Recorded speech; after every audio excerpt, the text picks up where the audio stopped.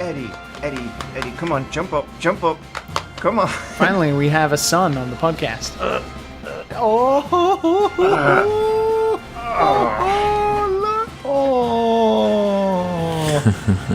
You look like you're struggling there a little bit. Whoa, and welcome. We got a new episode of the podcast today, don't we? Yes, we do. God. Yes, we do. With all of our good boys. I never thought I would hear George sound like that. Yeah. Oh, he's licking my face.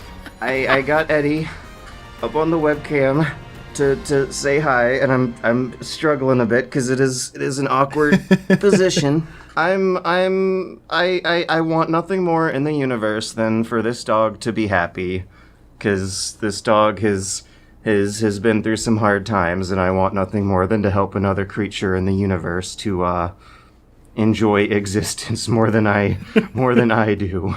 I'm a dog dad now. Hello.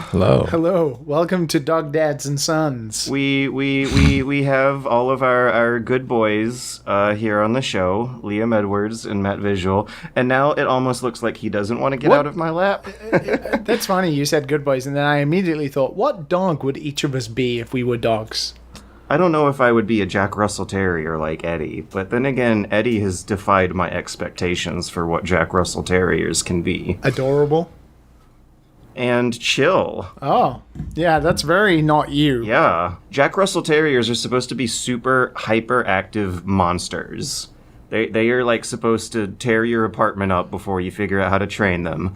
They're supposed to pull at your leash and run after any little bug or squirrel they see on the walk. And Eddie, I mean, I don't know if he came out of the womb like this or if something happened to him along the way to make him like this. But this dog is scared of a lot of things in the world. He doesn't look scared of you, which is very good. He looks very content. Yeah. He looks at you constantly, which is adorable. He does. Like whenever adorable. I'm lying around, he'll just stare longingly into my eyes. This dog has fallen madly in love with me. He's very chill for a Jack Russell Terrier. He likes to just spend about 60% of the day napping. And if you're ever sitting on a chair or a couch or something, he'll run up to you and want to join. But when he goes outside for a walk, he's really terrified of traffic noises. Yeah, and that's going to be a problem because I live in the middle of the big city. So whenever we have to walk to go outside and take big fat stinky dumps, we gotta... I sometimes have to pick him up and carry him down the sidewalk, because if a car will drive past, if it's too loud, if it's any bigger than like a minivan, he'll scurry off to the corner of the sidewalk and just plant himself down and refuse to keep walking. You could. How old is he? Do you know? We think he's 4, but we don't really know. And he's going to the vet at the end of the week, and I guess we'll find out more when we get there. But he's a scared little boy. He just needs some stability to know that the things on the street can't hurt him so long as he follows my lead and stays on the sidewalk and not the street. I'm telling you guys, when we're crossing the street, sometimes he will change his mind and decide to stop and sit down in the middle of the crosswalk. It's gonna be rough. You could train him out of that. We're making a little bit of progress every day, and one clever trick I found out is that if you start jogging alongside him and pick up the pace, he explodes. You will see the fear kind of melt away as he quits focusing on the traffic and starts focusing on you instead, and then starts realizing that running around outside is fun, and all of a sudden he will switch modes back to regular Jack Russell Terrier. And the other day I had 2 friends over, and with 2 friends walking alongside of him, and me then being the weird friend of the group who's going to pick up the pace and start sprinting past them, he started leaping in the air. He has so much energy bottled up in him that when you get it out, it comes out in really, really explosive, intense ways. He just would leap for no other reason than the pure joy of leaping in the air while sprinting down the sidewalk on a long, loose, expandable leash. But yeah, there's some tricks to get him to quit focusing on the scary things and start focusing on the doggy thing. Oh, he's licking me. And start focusing on the doggy things again. He does like looking at you a lot. He already is. It looks like he's very attached. Yeah, I can't even go to the bathroom. As soon as I open the bathroom door, he's like sticking his nose in the crack. Getting those poo particles up in his face. Mm-hmm. Oh. And then licking you with them. No, he's not gonna lick me with poo particle. What are you doing? He just like sat up on his hind legs for a second before getting back down. But yeah, this is Eddie. Hello. I have been spending my time engaging in the most satisfying input-output mental health support machine that the universe has created, and that is doggies. Mwah. I'm going to order a backpack from Amazon that has like a little mesh cage on the back of it so I can bicycle around with him and take him to the dog park. But my God, he's going to be terrified the first time we do that. Does he enjoy you watching you play games? Or have you even played any games? Or have you just been so... Oh, you have. Have you been playing with him? Yeah. What he does is he curls up under the desk. So I moved his bedding under the desk. Okay. Is it time to go down? He's squirming like he wants to go down. I mean, this is a podcast, not a video feature. So just imagine whatever your favorite dog is. Whatever favorite dog you like and enjoy, George just had on his lap currently. And very, very awkwardly got him up and down, but he seemed like he was perfectly content while he was up here in my lap. Anyways, he's over there licking himself in the corner. Hi, hello. That was Eddie. That was Eddie. It's so good to see. Yeah. I love Eddie. So, yeah. Matt, what dog would you be? Probably golden retriever. Ooh, The proper those family are good boys. I would want to be a family dog. Yeah. Chilling and then playing and then chilling and playing. Golden retrievers, I always see them as like perfect dogs. They are. Just like they're always there for the chill and the play. I was about to say, like, it's impossible to look up a picture of a golden retriever and it be like not the most heartwarming thing. But I Google image search for golden retriever, and 3 rows down there's a picture of him like carrying back a big dead bird covered in mud. Oh, never mind. Eddie, go fuck it up. Fuck him up, Eddie. Tear it up. Tear its throat out. He hates that thing so George much. is so distracted by this dog. This whole podcast, we might as well just do it, just me and you, Liam. So what's up, Liam? What have you been doing? Look at what a good boy he is. You want your ball? I don't think we can understate just how much George is in love with this dog. It's like we've done this for 3 years. We've known George for a long time. This is the most love I've ever seen exude. Him give anything. If anybody knows George, just picture how much he loves Morrowind and times that by 10, and you'll get a significant Metal Gear. Oh, Metal Gear, yeah. Yeah. Combine his love of Morrowind and Metal Gear. Oh. And his hatred for politics. Taking care of a dog is the ultimate in giving your life a hardcore survival mod. Because you have to stay alive now. Yeah. I have to keep a normal sleep schedule now, and let me tell you, that has already changed my week significantly. I was going to say, you are by far one of the worst people I've ever known regarding sleep schedules, and it's good to see. Oh, I thought you were just going to leave it at worst people ever known. Some days. Yeah. Since Eddie, like, I have to. I have no choice in the matter now. I have to get up before 8. I have to go to bed before 11. It's his world. I just live in it. Yeah, I guess you're right then, Matt. It is just you and me. The golden retriever and No, I'll try. I don't know. I'll try to keep my focus. Maybe a Shiba or something, because I'm in Japan. Could just be a Mame Shiba. Oh, of course. Yeah. The meme dog. The Doge dog. I think the Doge dog is a Mame Shiba, so like a bean Shiba. When I was in Japan the first time, we did the white people tourism thing and went to go see sumo wrestling. And the gift shop outside the sumo wrestling stadium was selling little trinkets that had that meme Doge face on it.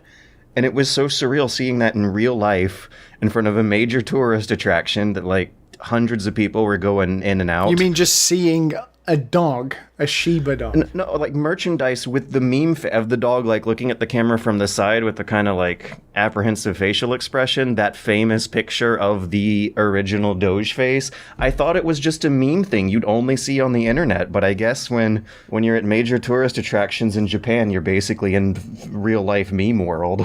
Well, have you been playing anything then, guys, apart from dog sitting? George, you said you've been playing something with Eddie, and Matt, you always are playing something. George, you're going to more than likely be distracted, so why don't you try to go first? But as soon as you get distracted, that's it. Whatever you're talking about ends. We're just going to move on. Yeah. Yeah. But it's not a great... I played a few hours of Hunt Showdown with Eddie at my feet. There you go. I answered the question. We do not need to talk about Hunt Showdown I again. haven't played anything new, and I have been spending a significantly larger chunk of my time taking care of the dog. I'm glad to hear that. And I also at there's least a podcast. I was This is like the dog at least podcast. I was at least playing it with other people instead of alone, like in the old days. It's good to hear that, like, you're overcoming basically your heroin addiction that is Hunt Showdown, and your hours have dwindled because of this other addiction you have now, which is becoming an animal lover. Which is going to be much better. Yeah. Yeah. He became a dad. It's like, it truly is the what they say. When you become a dad, your whole world changed. George has changed. We can see the glint. I gotta give him I gotta give him a flea bath after the podcast. I gave him one earlier last week, but the problem is that they've kind of burrowed between his toes, so I need to pay special attention to that. He's got his vet appointment on the 16th. Up before then, there's heartworm, and then another treatment of flea prevention I'm gonna do where you squirt the pouchy down his backbone. I'm just gonna go back to sleep because it's early here. I woke up for a podcast. So all right. I'll see you guys. He's also shedding, so we have to like brush his hair a lot too, or else it'll get all over the apartment. And there's duties, like tasks. They're important. It's more important than playing video games, right, Eddie? You have... I'm sure Matt loves dogs, that he has fully gone to bed. I guess Golden Labradors have their threshold. Their threshold. We got to get him back here though. So is there like a toy or a treat or something that we can throw to Matt? Yeah, wave it in front of the camera. That usually tends to get their attention. You can't wave NFTs in front of people's faces. Well, he likes the little like monkey things, right? Yeah, but he only likes monkey things. He only likes monkey things of value. That's how we can do it. We can like dangle some cash in front of the camera. Not cash. That sounds so crass. It's not cash that he's interested in. It's literally the value of monkeys. I wonder what costs more, a real monkey or Matt's monkey. Got some water. That sounds like another euphemism for something. Matt, what do you think costs more? What? A real monkey or your monkey? My monkey would cost more. Oh, no. Like a pet monkey on the black market. Do you reckon you could buy a pet monkey for less? Oh, yeah. I wouldn't know how to get a pet monkey. I don't know if I have sources like that, but you got me. Wait, what?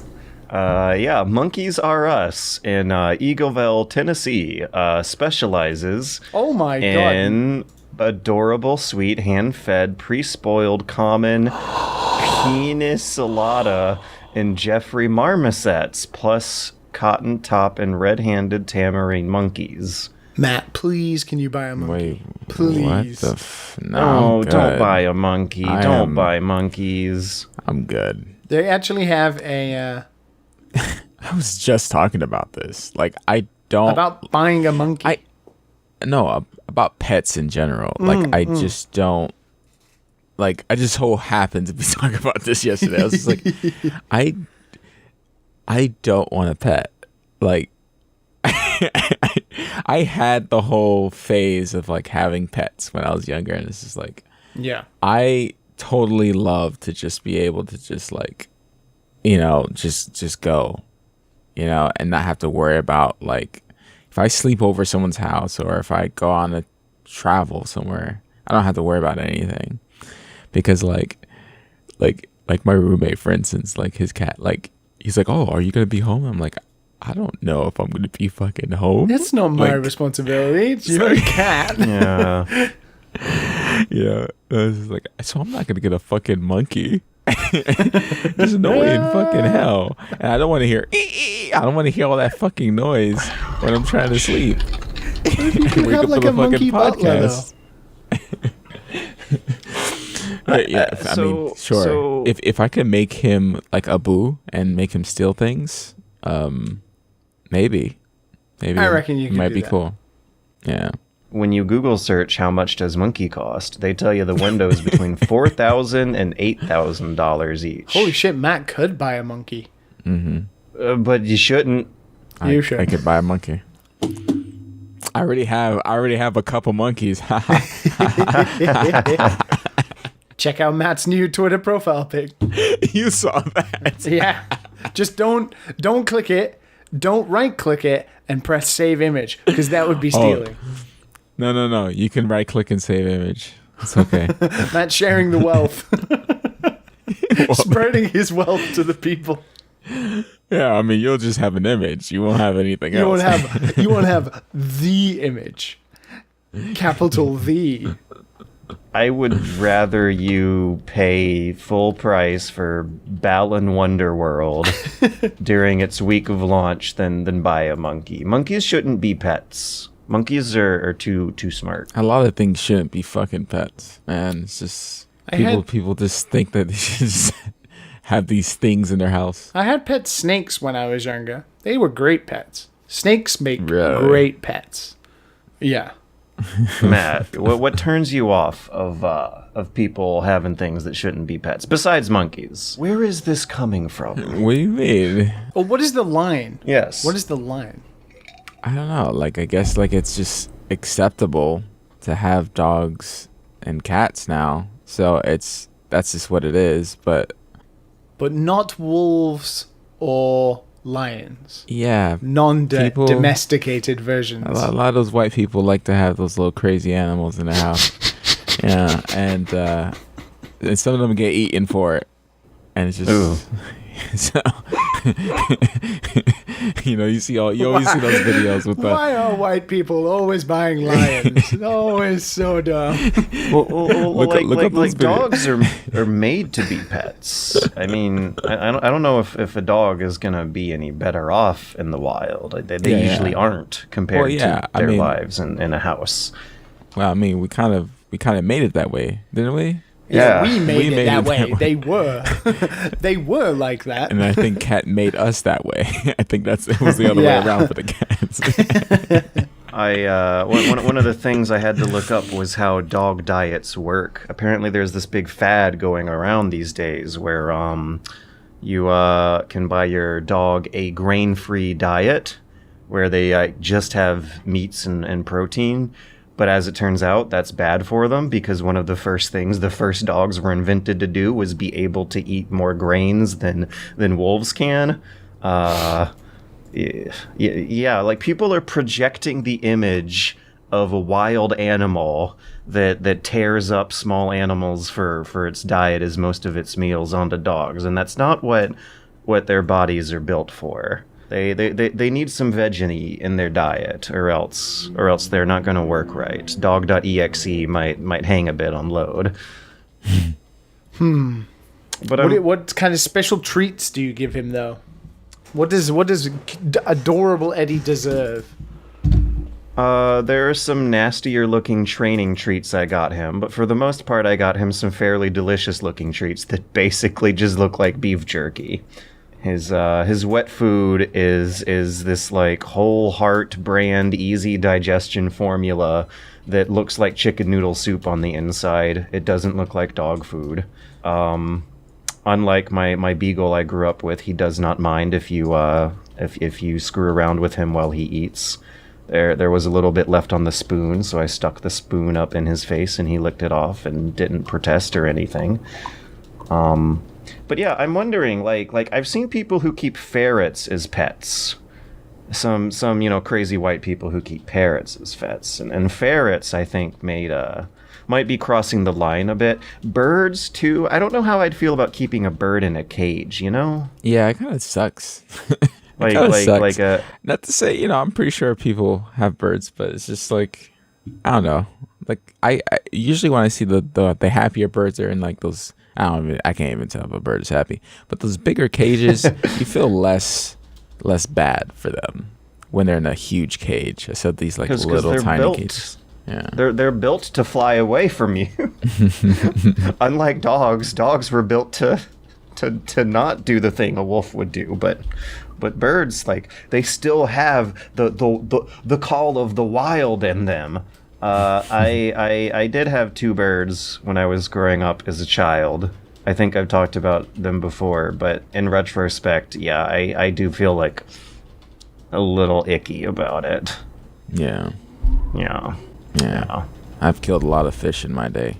You've killed fish in your day. I just go to school and come back, and the goldfish would be dead. Oh, must be the heat. Shit. I don't know. This was when I was in elementary school, but I always remember killing like 3 goldfish. Dude, I feel like having your kid take care of a pet is always a bad idea too. That society has normalized way too much. They have to learn about death, George. Someday, but I think there should be some like hidden unspoken rules in the house where it's like, oh, it's the adults really taking care of it. They're just teaching the kids about death. Don't make me bring up my hamster Lucky story again. Oh God. I feel like that just would be further proof though that like kids don't want to go through that. Kids shouldn't be the ones in charge of another small helpless creature's life. Yeah, when I saw Japanese children cleaning turtles, that scarred me. Or them handling baby chickens at a zoo. It was horrific. Oh yeah, they do the deer parks in Japan, and I don't think you're allowed to do that in the States. That's because you kill them. Are the deers like happy over there? They're cheeky. They think they run the town. You gotta know it. Deer just walk into people's shops. They're so used to human beings that they do not give a fuck. They just walk into stores. Yeah, it's pretty funny, actually. Well, at least they're happy. In Japan, it's quite often you'll see bears come down and stuff like that and just traipse through people's garden, searching for veg patches and, eating people's fruit. Pretty funny. Japan's pretty one with nature, so... But Japanese people don't have the greatest reputations of looking after animals very well. I mean, it's only really in recent years I see more and more dogs now. But before, when I arrived, like even 6 years ago, there wasn't that many dogs going around. Didn't see many dogs at all. Because, like tiny apartment living, I guess, isn't... It's so hard to... Because I've thought about it for a long time. I really do want a pet. Not even just a dog, but a cat. I had pets growing up. I really like animals. I would love a dog, but as Matt said, I have the same fear. Yeah, I think that's why we'll always be the last dance. You have to have. You have to have time, and you have to sacrifice your freedoms, right? A little bit if you want to be a good pet owner, which you should be. Yeah. Don't get a pet if you're not going to commit to that. With a cat, very different, of course. Cats do not give a fuck whether you're alive or dead, let alone whether you're there or not. Yeah. So, as long as you feed them and water them, you can, come and go as you please. Yeah. But you still have to have special apartments in Japan or pets, like guarantors and stuff like that. It's a pain in the ass in Japan. Yeah. I have my sympathies because Eddie has to get carried downstairs. They don't want the dogs walking around on the elevators, so you have to pick them up and carry them. And that means that he has steadily grown afraid of walking on certain surfaces compared to others. on the hallways. Like there's a little line where carpet turns into tile, and he doesn't want to walk past the carpet. He doesn't want to walk around on the elevators. I might want to like put him down and maybe save a few extra steps of arm strength, calorie burning energy, and be like, okay, Eddie, come on, I'm gonna let you walk a few steps down the hallway, and Eddie will be like, no, you gotta follow the rules, George. Yeah, there are already being put in your place. Indeed, I've had to change a few things significantly already. Your ways. My sleep schedule, my exercise schedule. Yeah, I don't know if I can really like burn 300 calories a day with this dog, but on the sprint home, he's very reluctant and timid when we're walking out to the pooping spot, but when we go back home, he will sprint. He will run and jump and have the time of his life, but on the way out of the apartment, it's kind of a struggle carrying him out of the building. Well, some things don't change though, which is Matt playing games. Matt, what you been playing? I've been playing games. You're always playing games. You're the games master. Am I the games master? Well, you're the one who's carrying us. I haven't played very much at all. I did try this Undertale game though. Called Everhood. Undertale. Oh, the rhythm one. Yeah. The rhythm game style one. Oh, okay. It's got good reviews on Steam. Yeah. Overwhelmingly positive. It's like, it's interesting, and the concept is cool, and it's a little trippy, which some people will definitely like. The problem is the music's not that good. And it's a rhythm game. It's a rhythm game. Okay. It's a little boring, the game, the music. It's just the sounds are very dull, if that makes sense. Just kind of nothing. There's nothing like exciting about something's happening, and then you're like, oh wow, this is pretty cool. But the sounds that are coming out to illustrate these notes that are coming to attack you, and then you have to jump over them and go from side to side to dodge them. It doesn't keep you feeling like active. Like it's like, okay, this is kind of just, I'm just dodging things at this point. I'm not like really enjoying the music while dodging. Like, does it do that thing where the sound effects are kind of distracting from the main music track when you're hitting notes in time? It's just boring music. Just like, I'm not comparing it to Undertale, because Undertale has amazing music. I understand that, but like, even just like, there's a lot of indie music that's just really good, and this is just not. It's just not good. I mean, it has a lot of good reviews. I'm probably in the minority. For me, music was not holding up for me, and I just ended up just stopping. And I was just like, okay, this is. Does it make you bad at the game if you're not like getting into it? I can't play rhythm games if I don't like the music. Yeah, that's the problem. And you're like, oh wow, this is cool. Oh wow, it's getting trippy. But then But the music just really adds a flavor to everything when you're in a game, right? The music for instance, in a lot of these indie titles that you play, add this atmosphere, and when it's not hitting that note, like the dialogue, everything tends to get dragged down with it, and the music really just drags down Everwood. So did you finish it? No, I did not finish it. I did not. Do you think you got far enough to like basically understand most of the music? No, I didn't. Okay. So I would say people could give it a shot or look up a video and see if they like it. Because for me, I don't know. Maybe I'll give it another chance, but it's like, I don't know. if that's any taste for things to come, like I didn't like any of the music. Like I don't I don't remember any of the songs. Okay. Yeah, it's like one of those things. When Undertale or any other indie game that I've played in the past years is like, oh yeah, I know where this is from, you know. Mm-hmm. Yeah. You know, even like Phenotopia. Yeah, it's always Phenotopia is like that. Yeah. It's a real tough one because obviously, usually indie games, especially, can't afford licensing right for real music and stuff like that. So you either have to make your own or, you know, hire unknown musicians and just hope for the best. And then sometimes, of course, catches on if you're a genius like Toby Fox is with the Undertale music. But yeah, most of the time, it's very difficult to get that good stuff. So if you are like an indie developer and you're going to be making a rhythm game, you know, music's got to be high on your priority. Yeah. You have to vet. It's a tough one. Vet the guy who's doing your music, bro. Like, pretty hard. But For sure. Listen, it has good reviews, so it's worth a check. I could be wrong. Interesting premise for sure. Yeah. What? Like, you find an ATM machine. Like, it's wacky, you know? So, you're a wooden doll searching for its arm. So, like, that is pretty wacky. It's pretty, yeah. So, in that aspect, you might find enjoyment from this.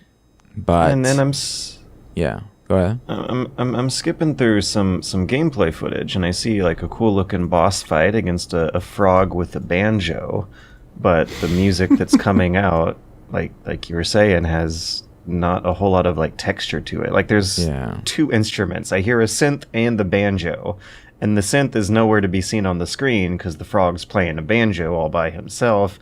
But yeah, like you know, Undertale music is hype.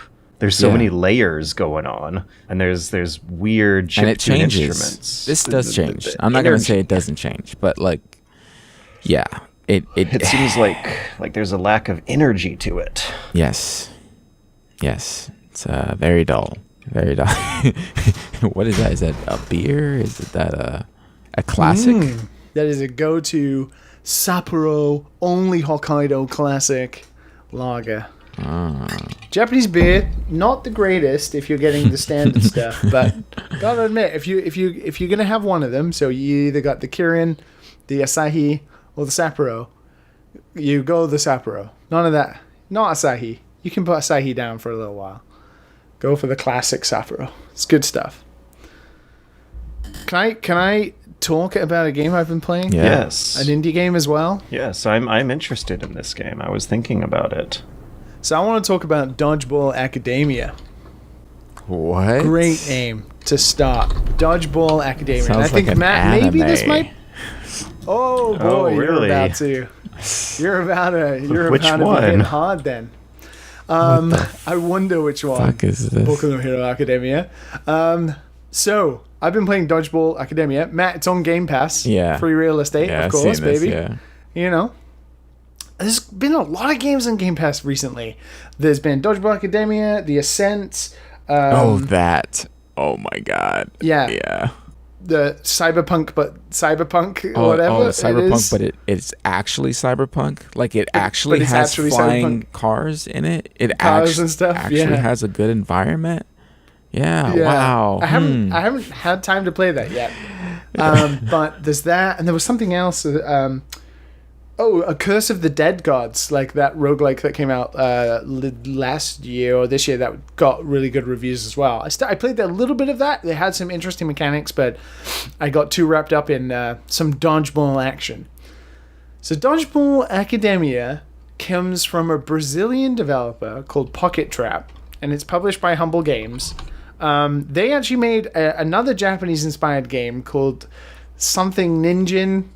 Ninjin being carrot in Japanese, and it's like about a bunny ninja. It was a really cute 2D side-scrolling game Clash. that actually was one of the really it was like one of our artists on Scrappers, Yamamura-san. It was one of his inspirations for the art style for Scrappers, this 2D style. So Clash of Carrots.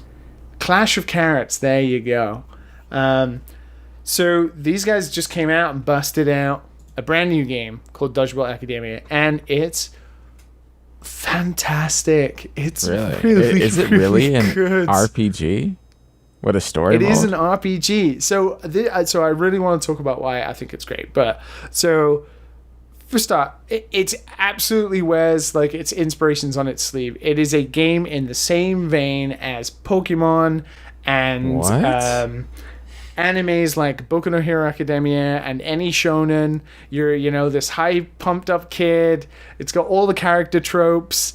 It's heavily inspired by like typical anime structure. Go to the big tournament, you train for the big tournament, you got to fight the rival kid, But etc., etc. It's based in a school. It has a story. You're telling me it has a story. It has a story. But the art, it's a full-on RPG. the art is not Are you anime. Like it looks serious? like Gumball, like the amazing world of Gumball. Yeah, so that's the thing. So it's kind of, it wears its inspirations on its sleeve, but the art style is very kind of Western cartoon, looks like Gumball. It looks great. It looks fantastic. It's all 3D environments, and the environments are beautiful. It's very reminiscent of really poppy games. The music's very poppy.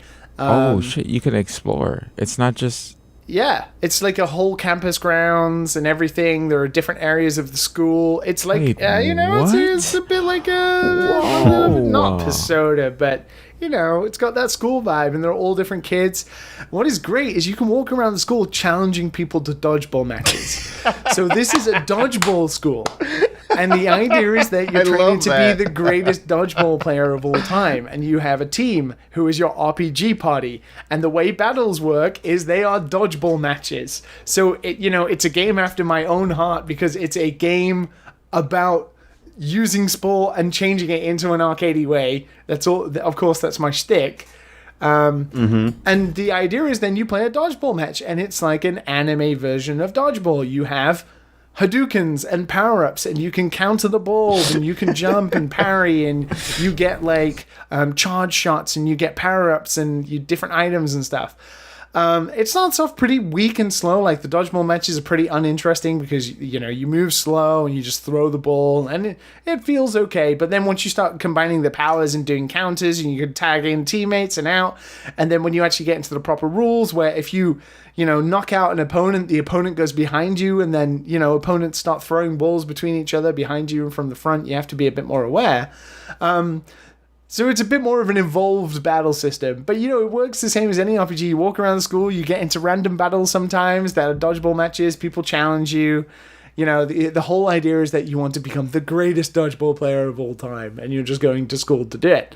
But the reason I love it so much is because this game is so heavily inspired by Inazuma 11, which is the soccer, like, Pokemon-style RPG by Level 5 that came out, like, in 2008 or whatever for the DS. This game is so, like, exactly like Inazuma 11, and that game I really loved. It's really good. It's definitely the kind of game that has such high degrees of polish. You're amazed it's made by a small Brazilian indie team. Like, the polish is out of this world. There's loads of unique animations. All of the character designs are great. They all have very archetypal characters. It's very, like, I don't want to say kid-friendly, but it's very just, family-friendly, and the way it comes off, it's very much like Gumball, like a Cartoon Network show. But I don't know, I'm really enjoying it. It's a little slow sometimes. The dialogue is very like anime, it's very not in depth, let's say. If you watch cartoons and you watch anime, you'll get the dialogue, right? It's very surface level stuff. People say puns all the time. It's nothing extensive, but the characters have a lot of personality, and it's great. And of course, this dodgeball battle system is really interesting and really unique and fun. It's really charming as well. You just turn it on, and you're kind of wrapped in this little world. It's a big surprise. I'm really quite impressed by it. It's the type of game that I personally would love to make. Like, it hits all of the notes of like what I would like. A game inspired by anime and cartoons that is all about an arcadey sports mechanic that takes place in a really pop art, wonderful looking school. It's exactly like the type of game I would make. So it's basically like I'm playing something that is in my head.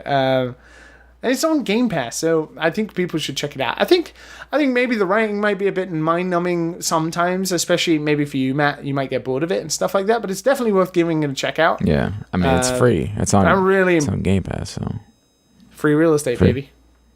Have you tried the language teaching mode?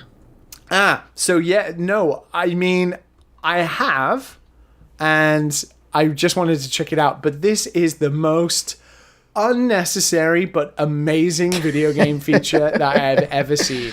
So of course, it's inspired by, Japan, right? These Brazilian developers obviously have an fascination for Japanese language and stuff like that. And they have this amazing mode that is so superfluous and there's no need for it. It's not necessary at all, which is the language learning mode, which is basically every character has it's like a comic book dialogue box that appears above their head.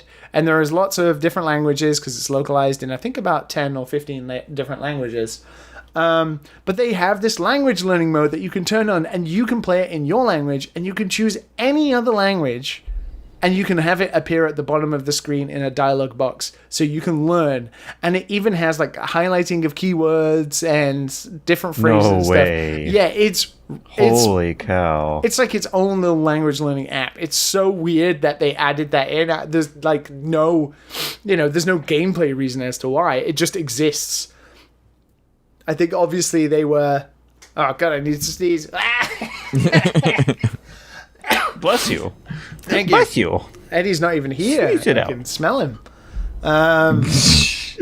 No, it's just weird. Like, what an interesting mechanic. Why would you do that? Why would you? Unless your development is going so well that you're like, man, we'll stick in a language learning mode. It's like such an odd thing. What a weird, unique feature for something so unnecessary.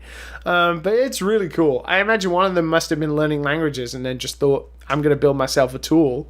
And then they imported the tool into the game. Because why not? I mean, you can trigger dialogue at any time. You shouldn't have a problem. So many people do learn languages through video games. They do. One of the most efficient ways to pick it up. It is. Pokemon, learning Japanese through Pokemon here is very popular. Very, very popular. Do you know, if you've got Game Pass and you should give it a shot. If you like games like Pokemon or Inazuma 11 or even like Dragon Quest. How would you not like Pokemon? Digimon and stuff like that, it's very inspired by those. Dead or Alive, Extreme Beach Volleyball. It's not that Japanese inspired. But there's a lot, and it's there's a lot of character to it. It's very, very charming. It's like a Saturday morning cartoon show for sure. Those guys should be really proud of what they've made. The polish is off the scale as well, like the art and the animations and just how everything flows together. Like you move around the map. Like, you can walk around the map normally, but if you don't want to do that, you can turn into a dodgeball by folding the character up, and then you can roll around the school instead, and you can mash B to, go faster and faster. There's a lot fast. There's a lot of weird little nuggets in there. You can go around just challenging people to dodgeball matches unnecessarily. And the whole school is themed around dodgeballs, so there's a lot of weird stuff going on. Yeah, it's it's a good one. Very impressed by it, I should say. Hell yeah. But I didn't really get to play anything else. As I said, tried Curse of the Dead Gods a little bit. That has a unique thing. I did play The Ramp. You guys hear about this game? It's just called The Ramp? No. It's just called The Ramp. The Ramp, no. The Ramp. That's difficult to Google for. The Ramp. You got to clarify that you're searching for the game, The Ramp. The Ramp. The Ramp, the game. The Ramp, the game, The Ramp. Okay, this looks like a small game made by a small team. One person. That took a long time to make a game with bad graphics, and that everyone's okay with that. Wait, what? It looks nice. Well, you know what I mean. It's stylized. It's stylized. It's making the most of a small budget. So the ramp is really sweet. It's like, what, $5, $4, price of a coffee or something. The ramp. Oh yeah. Oh yeah. So that's okay. Yeah. So the person who made this has been like entirely open the entire time that they were making like a toy, essentially, like a skateboarding toy. It's this game that is not really a game. It's just 3 isometric, different shapes of ramp. Like you have like a half pipe, a pool, and then a big ramp, and you have I think there's another pool as well.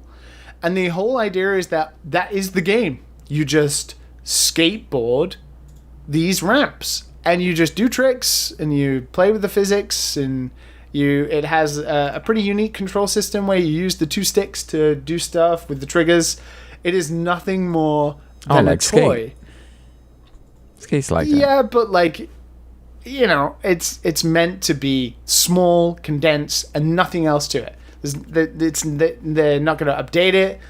They just wanted to make it and release it.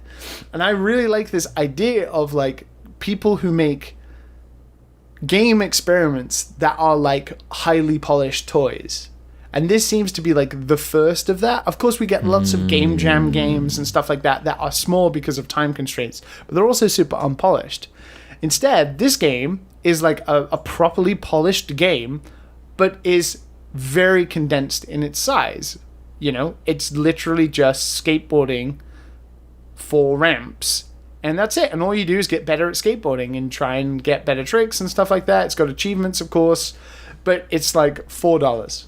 But like, why would it be a bad thing to call a nice little small game a toy? I don't think it's a bad thing at all. I think gamers, capital G gamers, have an issue with games not being the classification of games, right? Long experiences that are worth your dollar, no matter how many dollars you spend on it, whether you get it free on Game Pass and it doesn't last 12 hours or 15 hours, or is like has a certain set amount of game modes or certain amount of these different things, right? We don't have, even with indie games, there's still an expectation that indie games last at least 4 to 5 to 6 hours, right? And they're of a high quality and they have good music and good animation and all these kind of things, right? We don't have like these, like when you're a kid and you get like a weird little toy that you play with for a little bit. You know, it doesn't cost as much as like buying a PlayStation, but you have something to mess around with.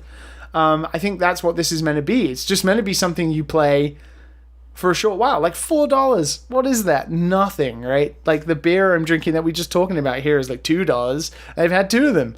That's $4 right there, right? And imagine just like spending your lunch times having a little play around with this really, albeit like, you know, simple skateboarding game that I kind of like this idea of like, not a movement, but like this space where, you know, you can have really talented game creators that are making what is essentially toys. I think it's pretty good. If you like skateboarding like I do, I think, you know, it's kind of fun. We're bereft of good skateboarding games, you know, considering Skate 4 isn't out or whatever.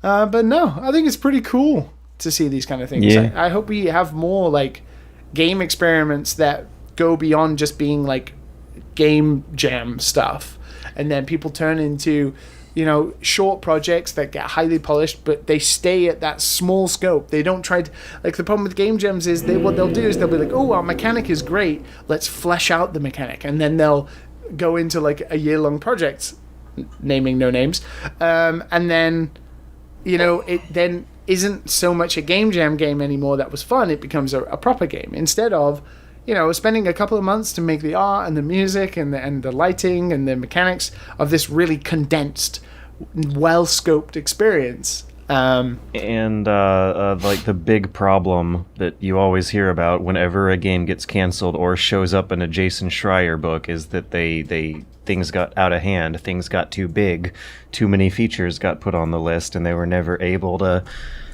harmonize it with the rest of either the game design or the timescale of the project they were working on.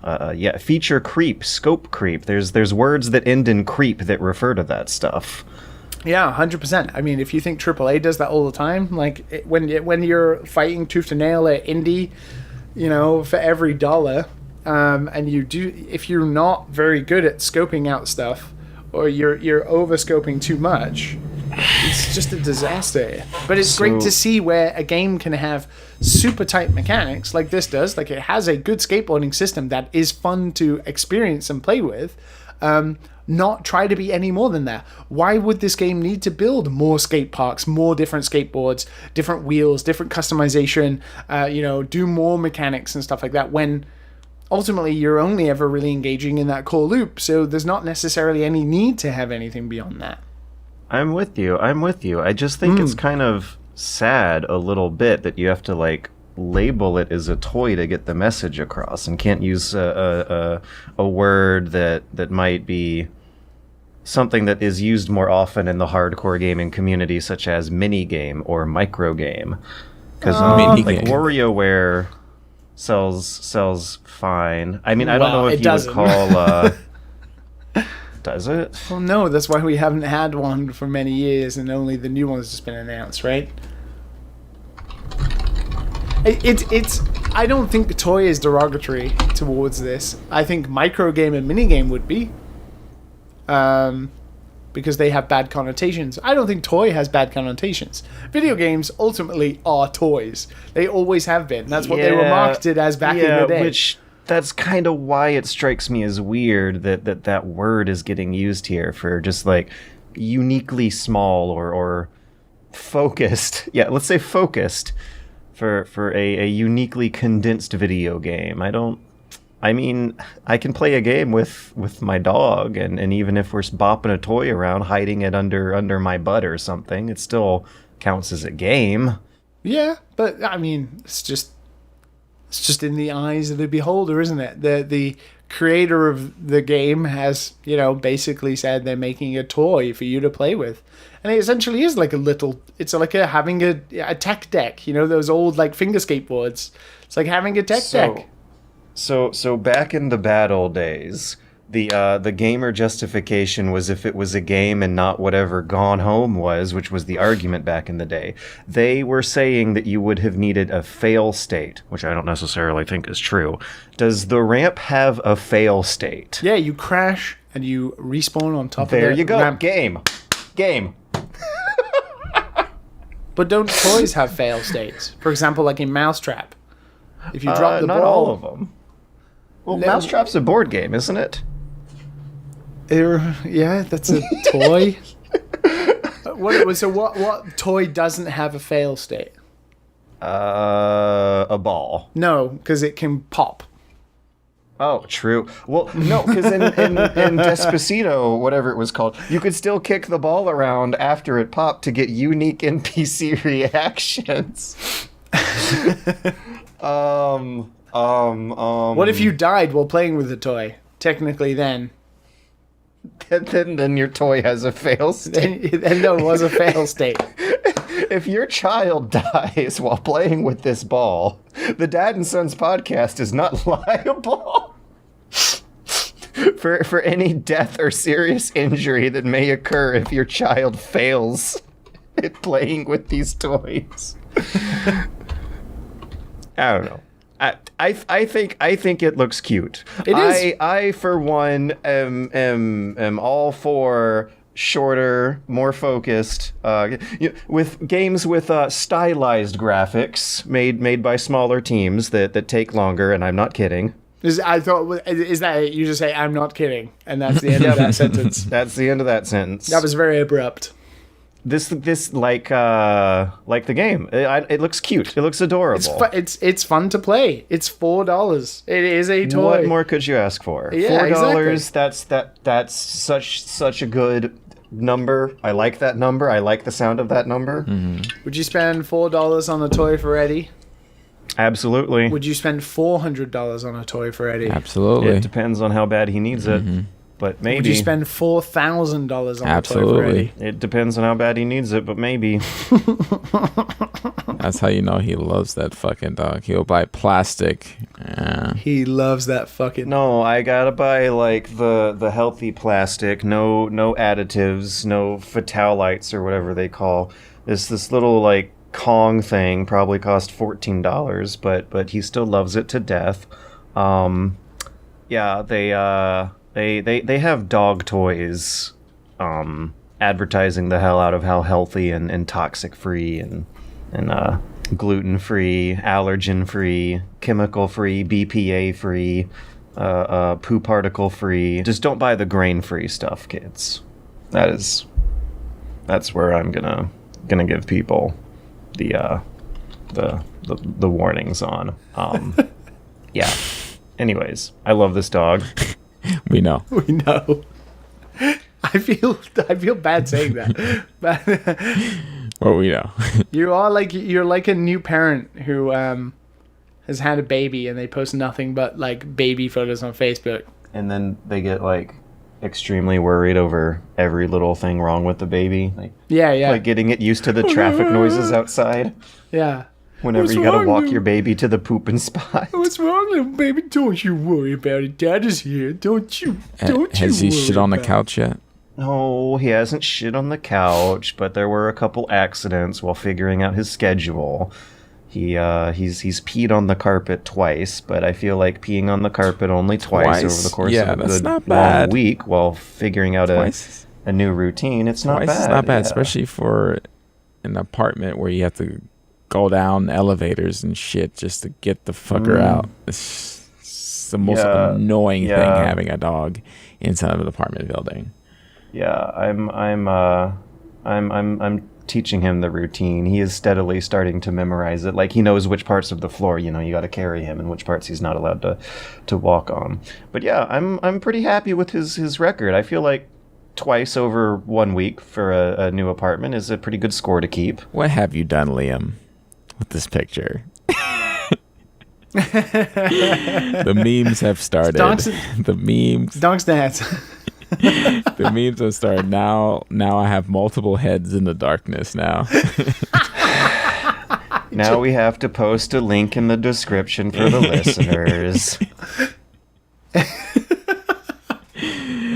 Liam took us a shot of the current setup right now. Yeah, the current. Yeah. It was when Eddie was there. It was more meant to be about Eddie, but then people just love Matt so much. Okay. Matt is so loved by the people. You just that don't even tell me a when you're dog- taking pictures, so I'm just like in the corner of the screen, just kind of like, oh, hey guys, how you doing? You don't have your makeup on? I don't have my makeup on, no. I was pressed for like the time because I was trying to get a good shot of Eddie, but he like George kept like dropping him down from the webcam a little bit, so I had to wait. Well, I'm gently placing him down. Thank you very much. Yeah, that's true. That's true. Trying my darndest. So what's up, guys? How you guys? And now Matt is just like the four kings. How you guys doing? Mentally okay? It's been a long 2 minutes actually, but yeah, no, I think you guys will know that I have been working very hard recently. It's getting better and better every time you tell us news. Mm-hmm. Yes, so it's all worth it. I hope in the end. It is worth it. Oh my God, Liam, get that doubt out of your mind. That's just gonna. People are gonna be like, damn, son. Liam's a real one. We still can't be specific though, can we? No, not yet. I Yeah, apologize. okay. Let me go ahead and mark this stuff down. But we're not. Just in case something slips. Just in case. You can tease. Yeah, we're just teasing. We're just teasing. So Liam is building a full-fledged rocket. Real sex robots. Yeah, My own he's actually sex going eggs. into the hentai genre. Partnership with David Cage. Wait, no, I'm just acting up on the business idea we made the other day together. Yeah, the one that will get eggs. you all over. Yeah. Well, so the plan is we're gonna get you both over to Japan, and we're starting a business together, right? Yeah. Well, there's three of Don't us. joke, involved. Liam. I'll Yeah. go over there. Mm-hmm. I will get Eddie a visa. Eddie needs his passport renewed. Eddie needs his passport. He needs his vaccine passport too. He has like multiple knocks on his door, and Liam's just like, guys, I like you guys from afar. Eddie gets deported. I was only joking. What are you doing here? I always remember the time I went to meet George from the Shinkansen, and it just George in real life traipsing towards me through the train barriers, and I'm like, oh, there he is. That was your thought? I was this man's gonna stay with me. He's got a lot of baggage with him here. Why was there the hesitation beforehand? Why didn't you sound happier? I was super happy actually. I remember I was really, really excited before because we'd met prior, and then and that was before we started Dad and Sons. We'd spent some time together, and then the next time I saw you was after we'd started Dad and Sons when we streamed playing Smash with Matt. And I remember finishing up the Hitman 2 review later that night on your floor. Recording in my apartment, and I had to just sit there, and I was like, okay, I'm going to watch this YouTuber do his YouTube things. And Liam, I'm going to need silence for the next 10 minutes. And I could literally see behind the curtain, and I was like, yep. YouTube is just as dumb as anything else because he's just recording in this tiny Japanese apartment. There's nothing professional about this whatsoever. I'm sure many people still clicked on Skillshare.com/bunnyhop or whatever it was back. RidgeWallet.com/dadandsons. We've gone through the times together, haven't we, boys? Anyways, now we got a dog in the family. That was a derail. There was a more important topic, wasn't there? There was, and I forgot. I forgot. Oh, we were gonna go into business. So what we're gonna do? Well, yeah, we're going into business together. Yes, starting a business. We filled out all the paperwork and got our lawyers together.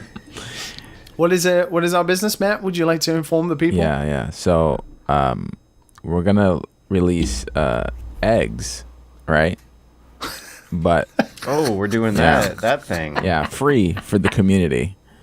Actually, modeled big after eggs for men's legs. Yeah, and you'll be able to plug it into the game, and they're all going to be NFTs. And if you could successfully beat the game, we'll send you a real egg that you can. Is there a female version for the Tengu eggs or Tenga eggs? Yeah, Tengu. They've existed for a long time. I've never seen the actually, I'm going to look this up now. Is it Can't buy them in Texas because Ted Cruz or Tengu? Ted Cruz.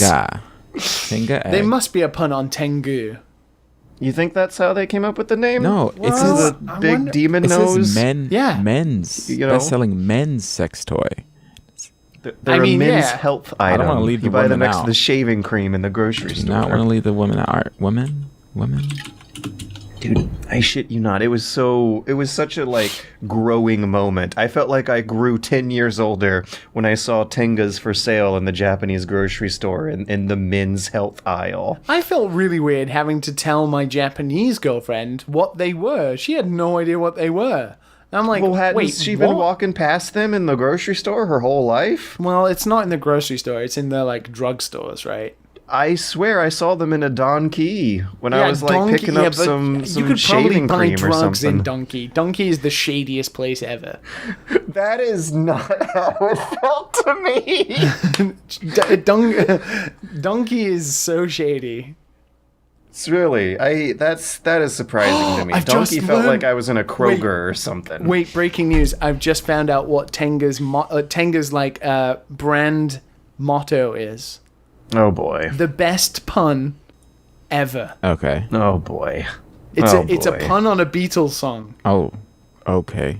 Love me Tenga. Oh my god. Instead of love me tender. Oh my god. Love me Tenga. How brilliant is that? That took some thought, I guess. That's why we have a big job ahead of us tackling what must be a market share of 99% by Tenga.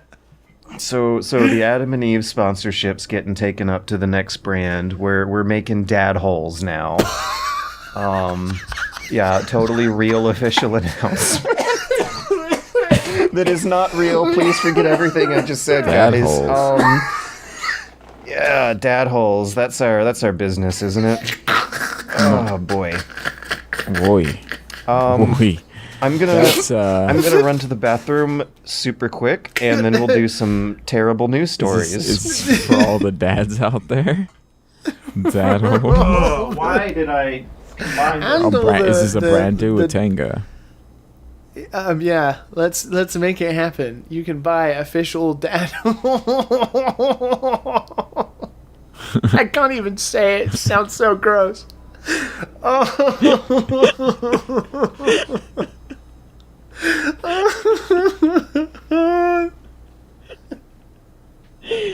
Please don't leave us, listeners, please. It's just a joke.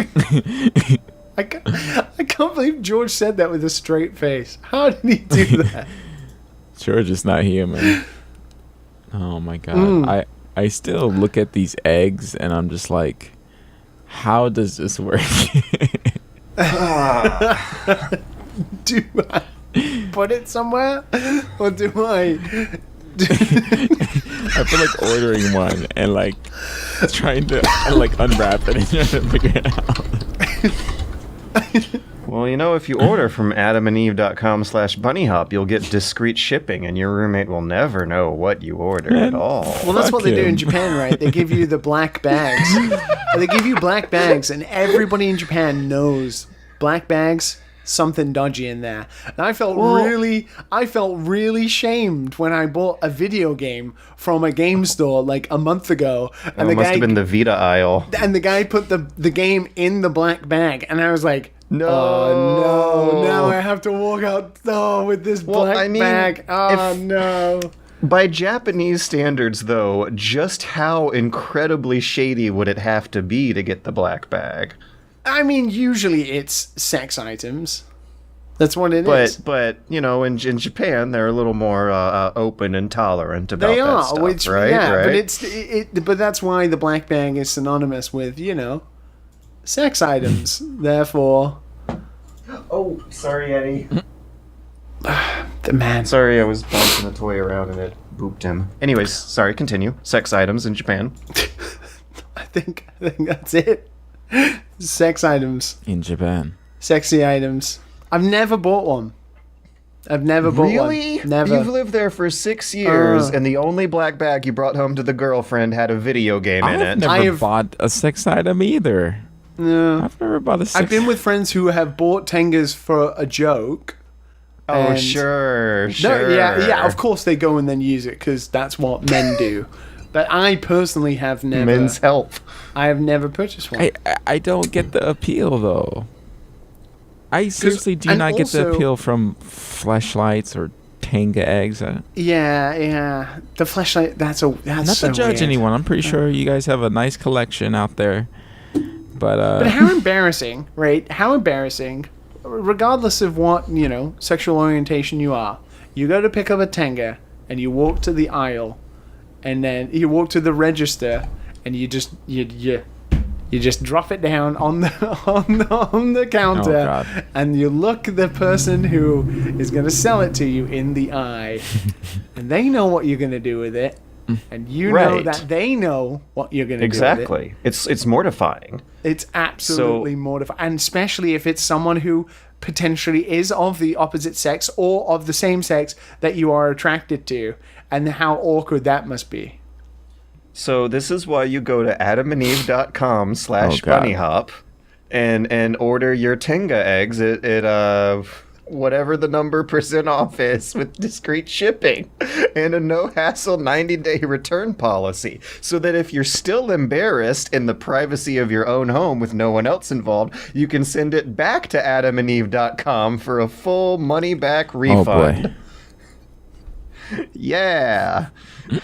Me and Matt make no money from that. Yeah. So have what you wish. And if everything you just heard sounds like an absolute existential nightmare, just wait until you hear about the Titanfall fan community this week. Whoa. Oh, no. Zynga. Oh man! Tenga. So yeah, this story there's a Kojima conspiracy going on with Abandon. God, let that there's go. an absolute horrifying nightmare going on with the Activision lawsuits. But if you like maybe slightly less of a nightmare, lesser stakes for EA, they're sweating over this, but not as much as Activision is sweating. And if you also like Kojima plots, because boy oh boy is this one of them. Titanfall stole my attention for the news segment this week. There's an absolutely crazy story going around right now involving Titanfall cheaters and a shocking Kojima twist that is just the most surreal, mind-boggling, baffling thing I've read in weeks. So you guys have heard, I don't think we've talked about it on the podcast, but it has been impossible to avoid mentioning and hearing how Titanfall and Apex Legends are both having bad problems with cheaters these days, right? Mm-hmm. Yeah. Specifically Titanfall 1, right? Yeah, Titanfall 1 and 2, a lot of fans will like say they are quote-unquote borderline unplayable. Oftentimes on several bad days these days because of DDoS attacks, denial of service, and cheaters and bots getting loaded into the match. There's a very weird exploit where if a player's name is too long and has too many special characters in the name, and too many of those players with too long, too complicated names all join in at once, it'll just crash the whole server down. This has been going on for months. And way back in April, Eurogamer did an interview with a person whose alias was Red Shield. They were the founder of one of the oldest and biggest Titanfall fan communities out there. This interview was specifically about how bad the cheating in the community was. At the end of the interview, Red Shield requests that Respawn solve the issue permanently by opening up the community, opening up the server tools to the community, giving us access and control over the Titanfall 1 servers with permission to moderate, ban users, and, if I can be so bold, to even mod the game, perhaps just for one server, end quote. Fast forward a couple months, another big figure in the Titanfall community has ended up alleging that guy being interviewed was the hacker all along. Bum, bum, bum, bum. Amazing. Yeah, in early July, the Apex Legends hacking was getting to a point where when you would try to queue into a match, a little pop-up message would say, Titanfall 1 is being attacked, so is Apex. Go to savetitanfall.com and let your voice be heard by Respawn Entertainment to fix the problem once and for all. A month after that, on August 5th, a big data dump appeared on savetitanfall.com that included a bunch of screenshots purportedly showing someone sharing screen names both with Red Shield and the hacker in question, something like John Doe or John Trump or a John something generic name like that. The guy was playing both sides using both of these accounts to simultaneously hack the game while also demanding that their fan community are the ones who can be in charge of fixing the game should Respawn hire this guy. In other leaked Discord conversations, it was also shown that this guy had aspirations to revive a canceled version of Titanfall that was going to be free to play and rely on microtransactions and release only in Asian markets, called Titanfall Online, that EA and Respawn were supposedly partnering with Nexon to put out before it got canceled. This guy, who was spreading sheets and attacks and organizing DDoS attacks and teaching other people how to use the exploit and gathering people together into this Save Titanfall website with the Save Titanfall Discord, was apparently the same one all along to be spreading these cheats and hacks in the first place. A lot of this information comes from some infighting within the Titanfall hacking community, which is such a weird sentence to say, as well as a YouTuber called Upper Echelon Gamers who got involved with them and put out some of this information as well. But the guy's scheme was so incredibly convoluted and stupid and bad, and some of the infighting that he was doing with other hackers in the community escalated into a rivalry enough to where other voices wanted to come out and expose this, to the point where this is the news this week. What do you guys think? Holy shit. Wacky, right? I always forget. I always forget that games have such strong communities behind them, regardless. You might just play a game once and be like, yeah, it was good fun. But then for like 10 years after that, there will have been a solid community where that is their game. And then this is the kind of drama that happens behind it. It's kind of mad and also hilarious. It's so mad. And one of the things that twists the knife even harder is that in some of these exposed chat logs, the hacker apparently said some secret clandestine opinions about how they actually don't give that much of a shit about Titanfall, and we're basically just social engineering all of these the random kids who saw the message and fell for it along the way. Like he engineered the community of like real fans who actually give a shit, made their actual favorite game so much harder to play for the past few months to fulfill their own incredibly delusional desires to use this as leverage to get a job interview at Respawn and revive a canceled free version of the game. It's crazy. That is pretty crazy. What would happen at an actual job interview if a hacker who thought they were doing something in the spirit of some sort of fan community activism, like what would happen if this guy actually showed up at a job interview with Respawn? How awkward of a situation would that be for everyone, or would it be pretty fun for the people giving the interview to jostle him around and fuck around with him a bit? I mean, it depends. People get way too much into certain things, right? What do they gain? That's always what I wonder. Like Titanfall 1, how many people are playing that game now? Okay, according to Steam charts, there's 12 people playing it right now while we're recording. 10 of them are hackers. I don't. Apart from, of course, mischief and like just being an arse and causing anarchy. What do you gain, really, from just messing things up for people? Apart from to say you can.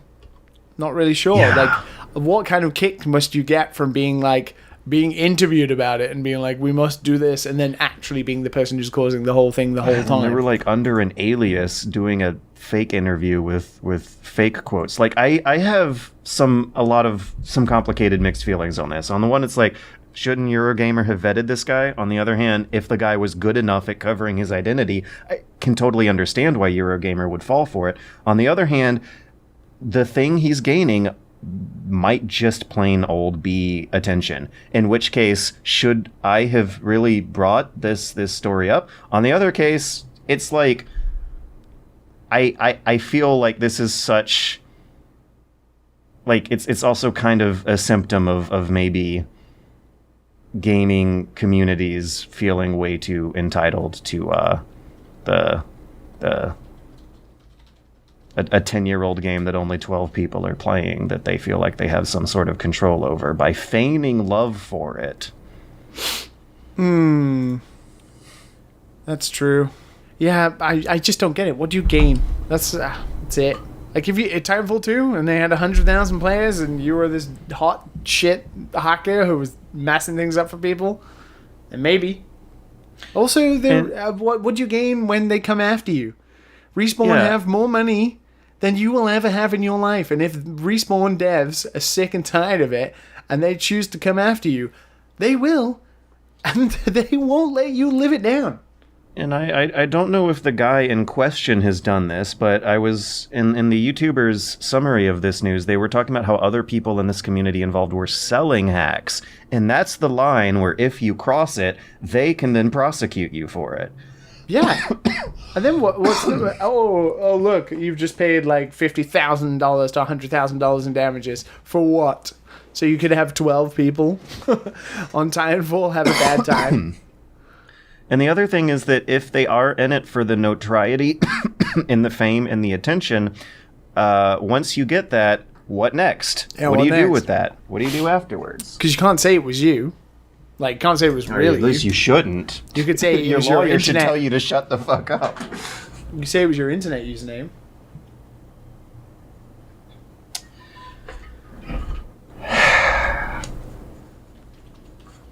So weird. There's been a I don't know if I want to say similar story, but the one things that I think connect the dots between this and the other story I was thinking of is when the Sherlock Holmes game had a conflict with their publisher earlier this year. I think it was called Frogware. Yeah. And Frogware ended up releasing an unauthorized pirated version of the game that used these pop-up messages. Another incredibly crazy story, but might be little... That one might not have been written by Kojima like this one might have. But the two things they share were that the hackers from the actual game publisher were using as the security vulnerability were those little pop-ups that show up when you load up a multiplayer game, and there'll be a little window giving you server news. In the Titanfall game's case, what they were doing was making that little pop-up say, go to savetitanfall.com to... save the game from being destroyed by hackers who are actually us right now. Unless they have some like weird like really dumb thought that they were like, if we hack our own game, maybe Respawn will care again about said game. And maybe we'll get more features and more things and stuff. I think that was the dumb plan. That this guy legitimately thought he would have been driving up interest in Titanfall enough by funneling concerned players towards something that looked like a petition, which is still an incredibly wacky way to try and it's a very idiotic, convoluted way of drawing attention to your game. A really convoluted way to try and draw attention to a game with a hacker problem by encouraging that the hackers get hired at the developer of the game. But it has been other people's dumb plans before. In 2004, the German hacker who leaked Half-Life 2 ahead of time, might have been 2003, he got arrested from a sting operation, and they used a fake job interview as the bait. So I guess when hackers do really bad things... that is... like a classic 90s hacker movie happy ending is like, oh, you're so good at hacking, we'll hire you to do our security. But is that how it still works? Not really. Because we were doing the story about the Blizzard recruiters making penetration jokes, and it was like pen testing. The word testing was there. The idea being that they were giving hackers consent to penetrate into their networks as a test, rather than a weird social engineering fan campaign to revive a probably also not going to be very popular version of the game that was going to be released only in Asian markets for microtransactions. It's weird. Sometimes gamers will do weird things. Matt, you got any thoughts on that one? Nah. Why do people care so much? Eh? Yeah. Because I guess they don't know that getting a job is not who can pull the sword out of the stone the hardest contest sort of deal when it comes to network security jobs and hacking jobs. And I wanted to also talk about a story Wired put out about a week ago regarding Japanese arcades closing down. Rip. Because I do know Matt loves the Japanese arcades. Definitely do. Right? I definitely do. According to the reporter in Wired, there are arcades closing down by the tens, if not hundreds, nowadays. 22,000 of them in the 1990s, 4,000 by 2019. The writer was getting in touch with some figures in the Japanese FGC community who have gone on quotes saying that they need to shut down their satellite locations. FGC community arcade operators who are having to close down satellite arcades, move to smaller venues to host their arcades, and completely shuffle around their fighting game schedule, as has happened in the West as well. The writer also points to a blog that keeps track of Japanese arcades and how many of them have a little red stamp next to them saying that they're closed down. And when you go to this blog's homepage, sure enough, about just over half the entries on the page have that little red stamp next to them. So what? A lot of ones that we went to are closed? A couple of them. We did cover one big arcade closure in Akihabara earlier this year, and what this news story is doing is summing up some closures from some smaller ones, and also giving quotes like behind forever, not just for COVID. They're closing forever. Why? Damn. That's the assumption, assuming that the markets, assuming that the arcades are packed shoulder to shoulder if/when COVID's ever over. Maybe that'll mean there's a market for more arcades to open back up. I love VR. I actually went. I love gaming at home. I love all that. But there's something about going to an arcade and being around people that I kind of need. Yeah. I actually went. I went to one for the first time in about 2 years last weekend. I went to Kyoto Station and I was just walking around and I went into the local mall, and the Namco, one of the big Namco arcades in Kyoto is over there. So how does it look? Is this what you're observing? Still super busy, right? And it's really kind of a bit daunting. Okay, so that's good contrast to the dire reporting. A lot of them are closing down. There's only one open. Yeah, these are game centers that are more hybrid entertainment centers. They have some arcade games. They definitely had, mostly the rhythm stuff that is always popular. They only had one fighting game, and that was Tekken 7.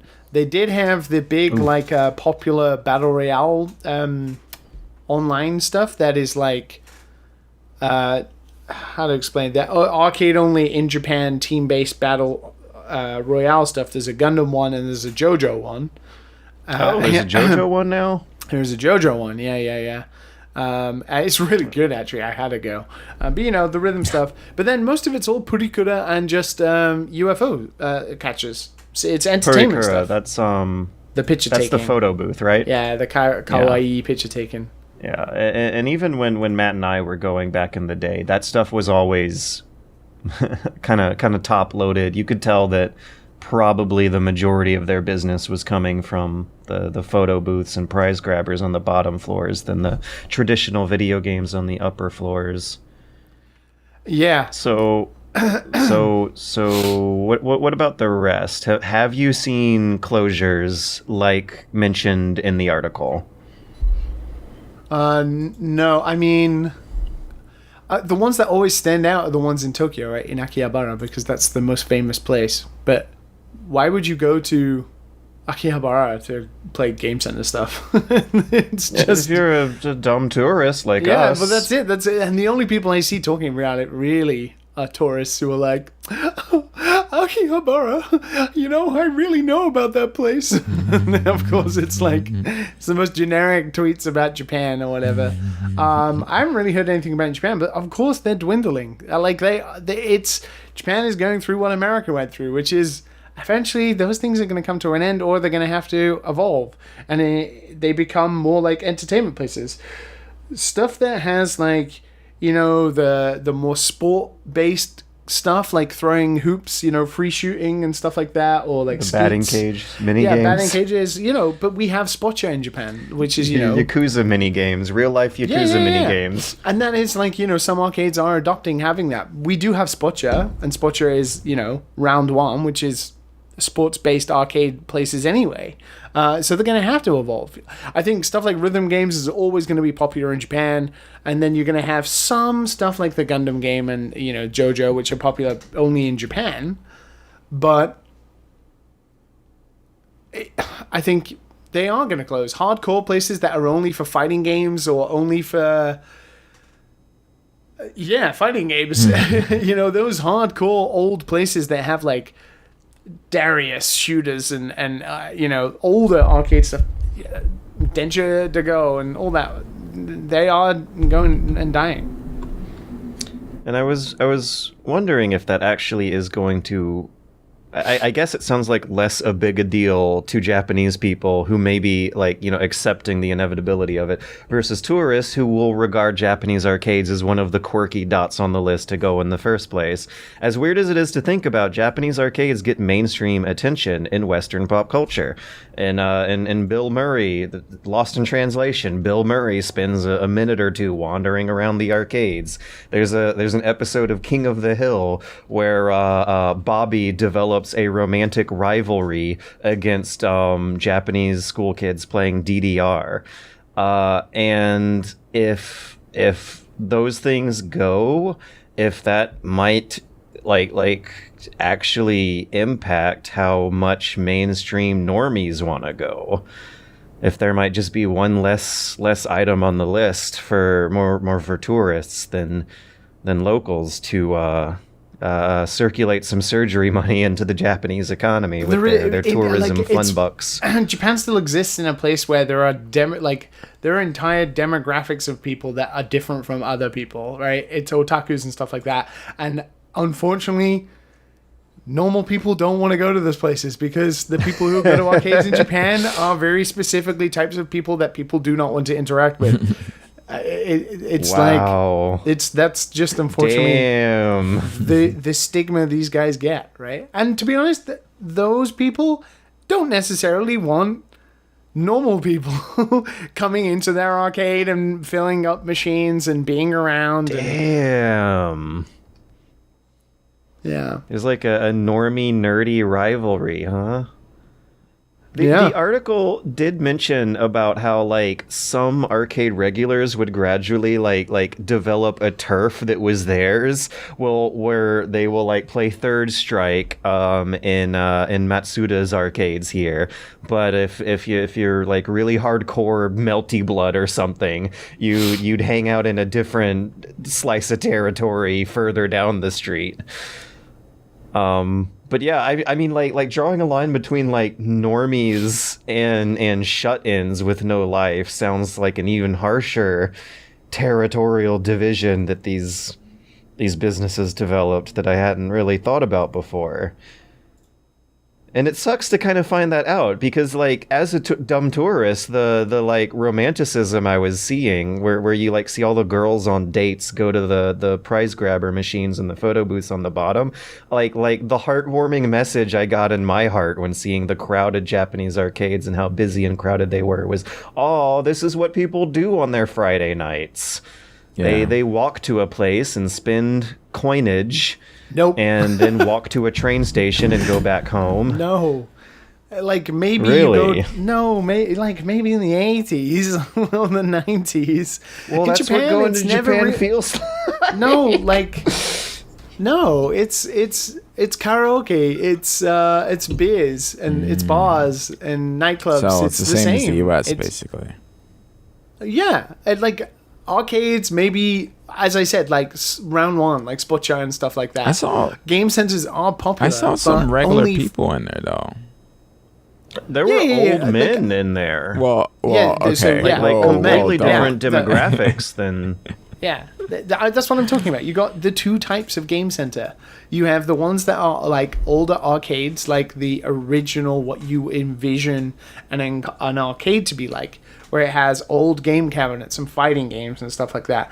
And then you have what is the new game center. And game center is places like the Namco arcade and some of the Sega ones where you have UFO catchers and Purikura and sports-based arcade machines. What about rhythm games? Alongside rhythm games. Yeah, no, and then rhythm games are the other popular one. Yeah, really popular. The typical, like, dwindling of, like, fighting games and also, like, shoot-'em-ups and you know, other arcade titles, you know, those are harder and harder to find. You know? Damn. Play fighting games online, right? Like, you only would need to go to an arcade if you didn't have access to it. And, like, back in the day, that was a very real thing. But now you can just go home and play online versus people. When Japan finds Parsec, it's going to be rough. Well, Unity just bought Parsec, so that's interesting. Whoa. Yeah. What are they going to do with it? Allow game developers to be able to test online services without making them online, or test local multiplayer without having to be in the same room? I don't know. So that stuff would be like natively built into the menus? Yeah. Or the API would, at least. That would be cool. Yeah. Yeah, exactly. That's why they bought it, I imagine. So, let's move on to some listener questions, which you can participate in by sending some in to dadandsonspodcast@gmail.com. With every read out question, we send you a free Tenga sex act. Oh my gosh. I feel like there should be some fine print disclaimers at the bottom of the audio people are listening to, exclaiming that it might actually just be air instead. Yeah, Tenga brand air that we'll send you. No, you open it and you get 10 pictures and a calendar of Eddie. Oh, dude, what if we sell an Eddie calendar? What if we said a Dad and Son's calendar, and then we have 3 months of each of us, and then we just have 9 months of Eddie? Eddie? Why you look so scared? What's wrong, boy? Because he heard calendar and was like, you ain't taking any photos of me. He heard me say Eddie a couple times, and now he's like looking up at me with terrified dog eyes, and I just, I want nothing more in the universe than for Eddie to be happy and to get his male confidence back, What do you want from me? I want Eddie to puff his chest out and know that the eyes are on him for good reasons instead of bad reasons. I want Eddie to get his swagger back, Oh boy. It sounds like you're talking internally, George. The monologues. What do you mean? I'm just projecting my problems onto this dog? Of course not. This dog has his own problems. Okay. Anyways, listener questions. Yes, right. First up, we got Iggy here saying, what's a game that was very influential on you when you were younger, whether it influenced you or made you think or have close memories or hit you in the feels, but nowadays you generally wouldn't recommend it to other people, and why? Too human. No, Guild Wars 2. Whoa. Yeah, actually, maybe. What do you think of that one, Matt? No, I can't say that. Yeah, because your last tweet was celebrating the new expansion. Colin mentioned me. I did this meme with him way back when I had a mohawk, and there was everyone was talking about a Cantha expansion for Guild Wars 2 years ago, and he was the head designer back then. And I told him, I was like, all right, so I'm gonna do this interview. So every time I ask a question that you can't answer, just look at me like you're annoyed, and a blank stare.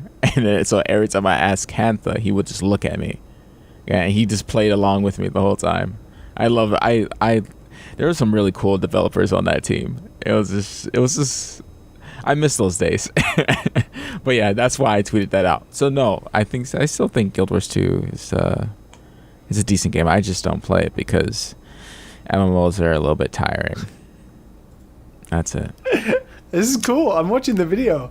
Matt getting called out still by the Guild Wars 2 team. Yeah. Yeah, that's so cool. A flashback, dude. When he said, I was like, oh shit, he remembers.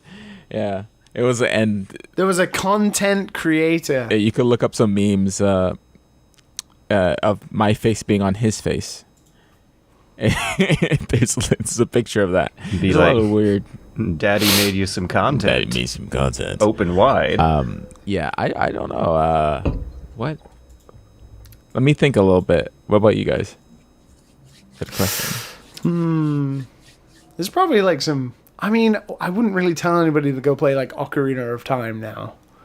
I was about to do Ocarina, but I'm not going to do Ocarina here. I think a kid could still get something out of it. Especially if they were playing the 3DS version. They'd be fine. I was going to do the Jedi Knight games. When I was an adolescent turning into a teenager, that was my multiplayer addiction for those years. I got into modding, I got into map making. Most of what I know about like actually sitting down with game development tools and working on a game development and like airbrushing a mustache onto a face that's like stretched out all flat and disgusting on a JPEG, I know from working on Jedi Knight 2 and Jedi Academy. I was like helping organize clans and guilds and stuff, like a lot of like computer skills I got from that, weird internet people skills I got from that, like a lot of good like kid using Photoshop for the first time sort of skills. It was hugely influential on me, and if anyone ever goes back and plays those games, there might be a few fun minutes of lightsaber combat to have, but I bet the rest of the experience would be utterly mediocre, because it was such a like non-stylized baseline tech demo style video game that I doubt they've aged that well. Yeah. But I would not be doing this if I hadn't I spent... think probably like early versions, like I wouldn't really suggest somebody to go play like Smash Brothers Brawl or something, even though that game is incredibly influential to me.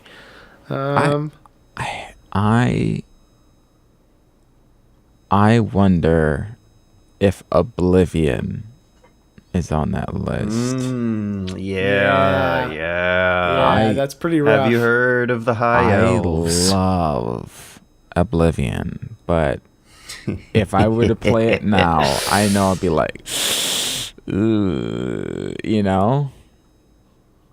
The potato faces. Yeah, it's pretty rough. It's sort of amazing. I just my love of those that era of games. There was a GIF of Oblivion that went around the other day of someone playing, and it was a guy in lava, and he's like, "Oh God, help me! Oh God!" And then you trigger the dialogue, and he's like, "Hello, how are you?" And he's talking with the other NPC, and the other NPC is like, "I'm fine. How about you?" Oh my God, this is classic. I'm good, thank you. And then like the lava like blows him up into the air, and he's like, "Goodbye." It's just Oblivion has so many of those moments. It's so funny. Yeah, it's really good. It's great. Yeah, but probably not recommended. There's so many games out there. There's so many indie games out there, to be honest, that you should probably give your money to.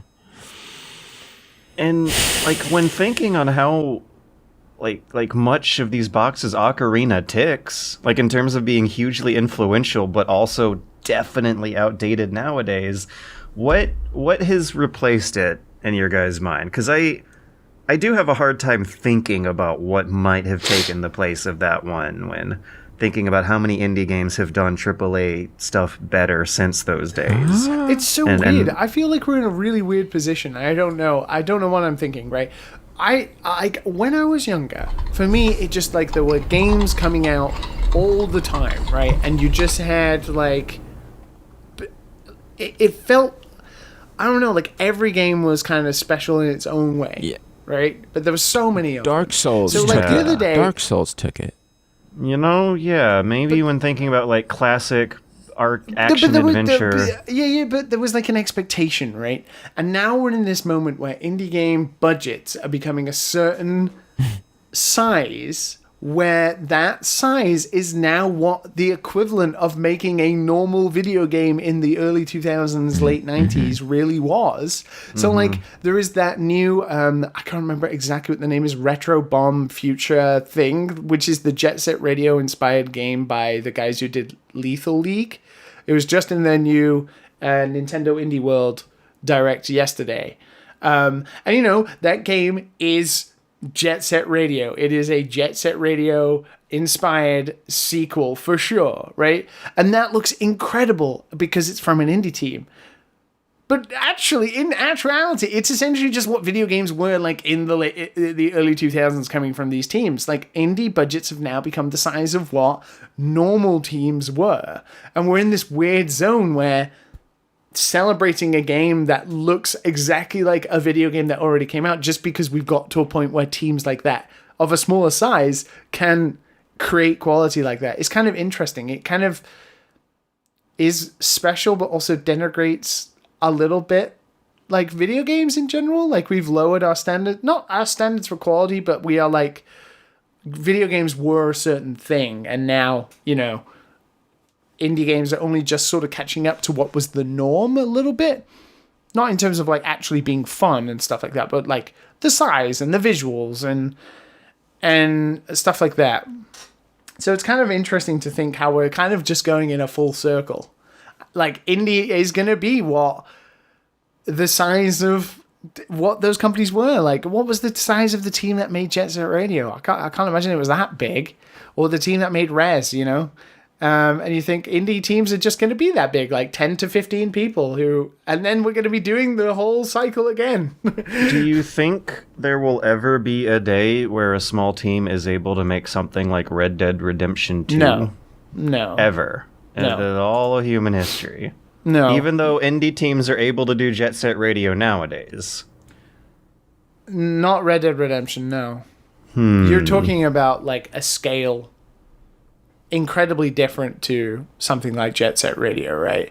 Like we can see, like we get a lot of like, you know, we're getting games that were inspired by Doom, right? Like the guys who made like Ultra Kill and stuff like that. We're getting games that are Doom would be an indie game if it came out now. We're getting games inspired by Thief. We're getting games inspired by Jet Set Radio. We're getting games inspired by, you know, like Red Faction Guerrilla and stuff like that. And we're getting, you know, games inspired by Guitar Hero. And we're getting all of these games that are basically like spiritual successors to games that already came out by smaller teams. But we're not going to ever see something like The Last of Us or something like that. That tech is far beyond just manpower alone, right? And I think Red Dead Redemption is in that case too. There will always be the AAA bracket. But the line of AA and the line of indie is as close as I think it'll ever be before indie just becomes AA again. And like, I think you look at Jet Set Radio, yes, it's made by Sega and stuff like that, and at the time it was a big release. But if that game was to release now, it would be an indie game. Hence this bomb futuristic game, right? Like, so we are in this weird space now where a lot of indie is becoming AA, or what was AA at that time. And it's kind of like, it's kind of frustrating for a lot of indie developers, because you think of something like Everhood that Matt talked about today and Dodgeball Academia, like the production money and team size is entirely different, and they're both classified as indie, but one is much more closer to a AA game that is reminiscent of like a level 5 RPG like Inazuma 11 and stuff like that, whereas the other one is more like Undertale, which is a smaller sized 1 to 2 person team. So we have this weird line where a lot of indies, Spelunky is my biggest example, you know, that the Spelunky 2 cost like $10 million to make, and it was had a lot of money thrown at it, right? How does that not classify as something like AA, right?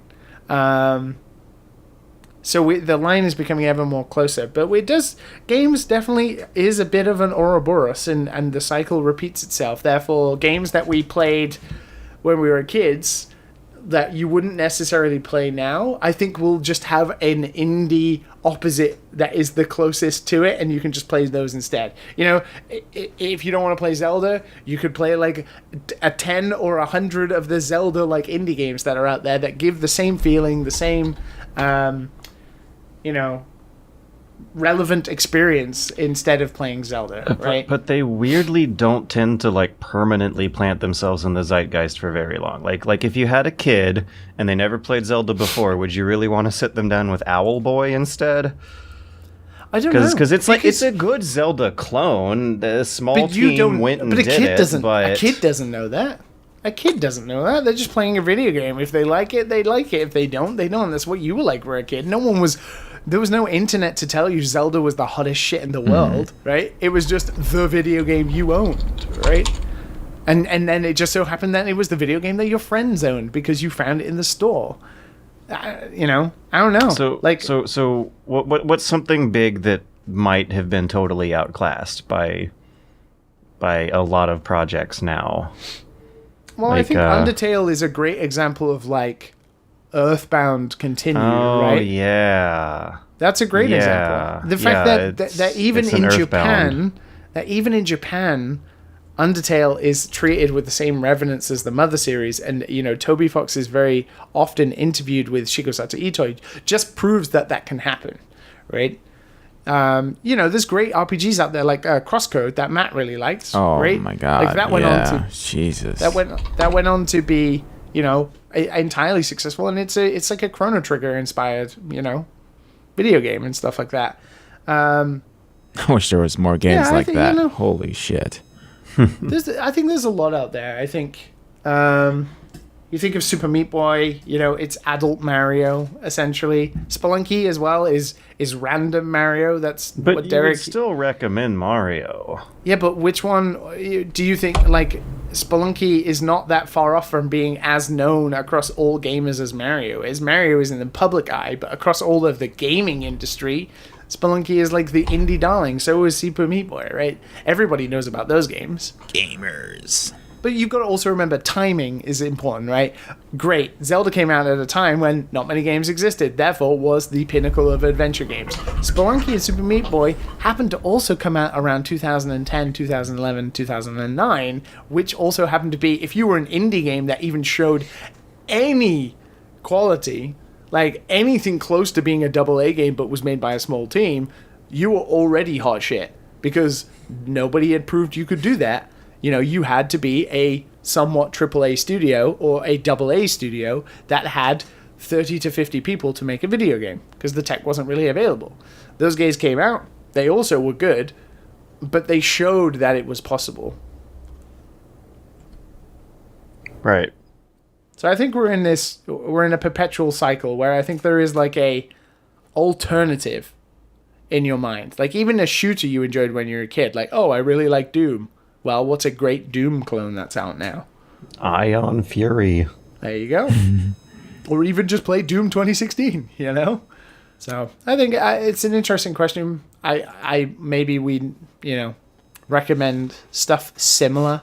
Do we ever 100% games? Nicholas Brook asks, do you ever platinum or collect all achievements for games? Have you ever done this? If not, what game would you do this? I have done it, but I haven't done it in years, man. You sound about as happy for those memories as I might mine, because I did that for Metal Gear Solid 5, and I never want to go back to that game again. Like, it kind of ruined that game for me, actually. I don't know how Gerard does it. Like, it was too much. It was too much. No, it's not my thing, 100% in games. Because most games are not worth it. In my opinion, 100%ing it. Well, like there will be like 1 or 2 achievements on the bottom of the list that's just a job you have to do now. That is your work. Like the rest of them might be good fun, but with Metal Gear Solid 5, it was something that required RNG. It was collecting animals. You didn't know what animal crawled into your cage until after the mission debriefing. It was all a slot machine you had no control over, pure repetition, a grind that absolutely made me tired of a game that a lot of people do like reinstalling and going back to. I don't think I've ever. I'm not surprised. I wish I could play like you, Liam. I really do. But then I do feel fairly miserable inside sometimes when I play a game I really like and I don't finish it. Well, I feel miserable inside all the time. But I do get to play a lot of games. I experience a lot of games. And I do like that. I don't get hung up on whether or not. Ultimately, my money is my money and my time is my time. How I choose to do it is up to me. Therefore, if I play a game and I like it, but I don't want to finish it because I want to move on to something else, that's entirely up to me, right? It doesn't denigrate whether I can say whether I like or don't like something. Maybe I can't. Oh, but if you're reviewing something, then you gotta beat it twice with all the extras and all the options. You gotta beat it once. You have to beat it. I do think you have to beat the game. Or if the game is so bad you have reason to stop playing, then that is a part of the reason why it's bad. That I understand. But I don't think you can fully professionally review a video game without finishing it. Yeah. I don't think that would be doing your job professionally a disservice, and also, to be honest, also the product you're reviewing. I agree, but I fucking hate that so much, and that's why you don't see a lot of reviews on my channel anymore, and I think it's absolute travesty that, like, oh, if If you get as swell of a job as it is to review something, you are so much better off reviewing books and movies, because those don't take 40 hours. I mean, the longest of books take about as long as average video games do. That's why I will never review a game ever again. I went through that, George, and I was like, nope, not anymore. It was so awful when I was doing like Ubisoft sandbox games for review, because those just, Jesus Christ, those go on so long, and I swear you will like the game better if you play like Liam. The review would be more positive, and that's probably how more normal customers who aren't super hardcore shut-in gamer loners, that's probably how they play the game you're reviewing, that you're playing in a different way that makes it less oh, I hate it. Oh no, I made Eddie scared. Oh, oh no, George can never. Oh my God, Eddie's the soothing source that means he cannot go on rants anymore. Oh no, I need my rants. The hell? Eddie, oh, I thought he was. I thought he was shaking Eddie then, but it just was like a toy, a fluffy toy that looked like his dog. If I ever shake Eddie, you guys have permission to shoot. Oh, hello, welcome back. I'm sorry, I ended up playing fetch with my dog on the podcast. Wow, he's just. Welcome everybody. Jesus Christ! This is it. How long is this gonna last? Isn't it? I just was thinking that. You know what I mean? Like, but holy shit. At least it'll be like a way better way to spend my time than like playing Hunt Showdown. I'm looking forward to. I'm looking forward back to productive George again. But that's not productive. Eddie, you'll help me be more productive, won't you? He's literally talking about a dog. At least he's awake and goes to bed at a normal time. What ends up happening now is that I end up procrastinating by looking up tips on how to raise Jack Russell Terriers. You gotta keep them stimulated. At least you gotta keep them playing fetch. At least you're not doing the thing that I see a lot of people do, where they get a dog just because they're lonely and they don't take care of it, and it drives me nuts. It drives me nuts. Well, to be fair, I was lonely. Well, yeah, but you're taking care of it. Friends kind of gave me this dog. I didn't really seek it out as the cure. It kind of fell onto me. He seeked you out. Yes, isn't that right? You're so much better off with me instead. I shouldn't say too much on the podcast, but the dog. Anyways, is alive. Do we have time for one more, or should we wrap? Let's do one more. We can do one. Yeah, let's do one more. Yeah, because I kind of like C's question here. Just C-E-E says, I fell for the copy pasta and started playing FF14, which has me wondering, Dad and Sons, what makes a good side quest? Because you know I love me some good side quests. Oh God. Not in 14. Everything in Majora's Mask. In fucking 14. Yeah, does FF14 have good side quests? 14 is a no, it doesn't. Fucking MMO that has just a bunch of junk in it. Just Liam. Collect X number of X skulls. Tell me that's not a lie.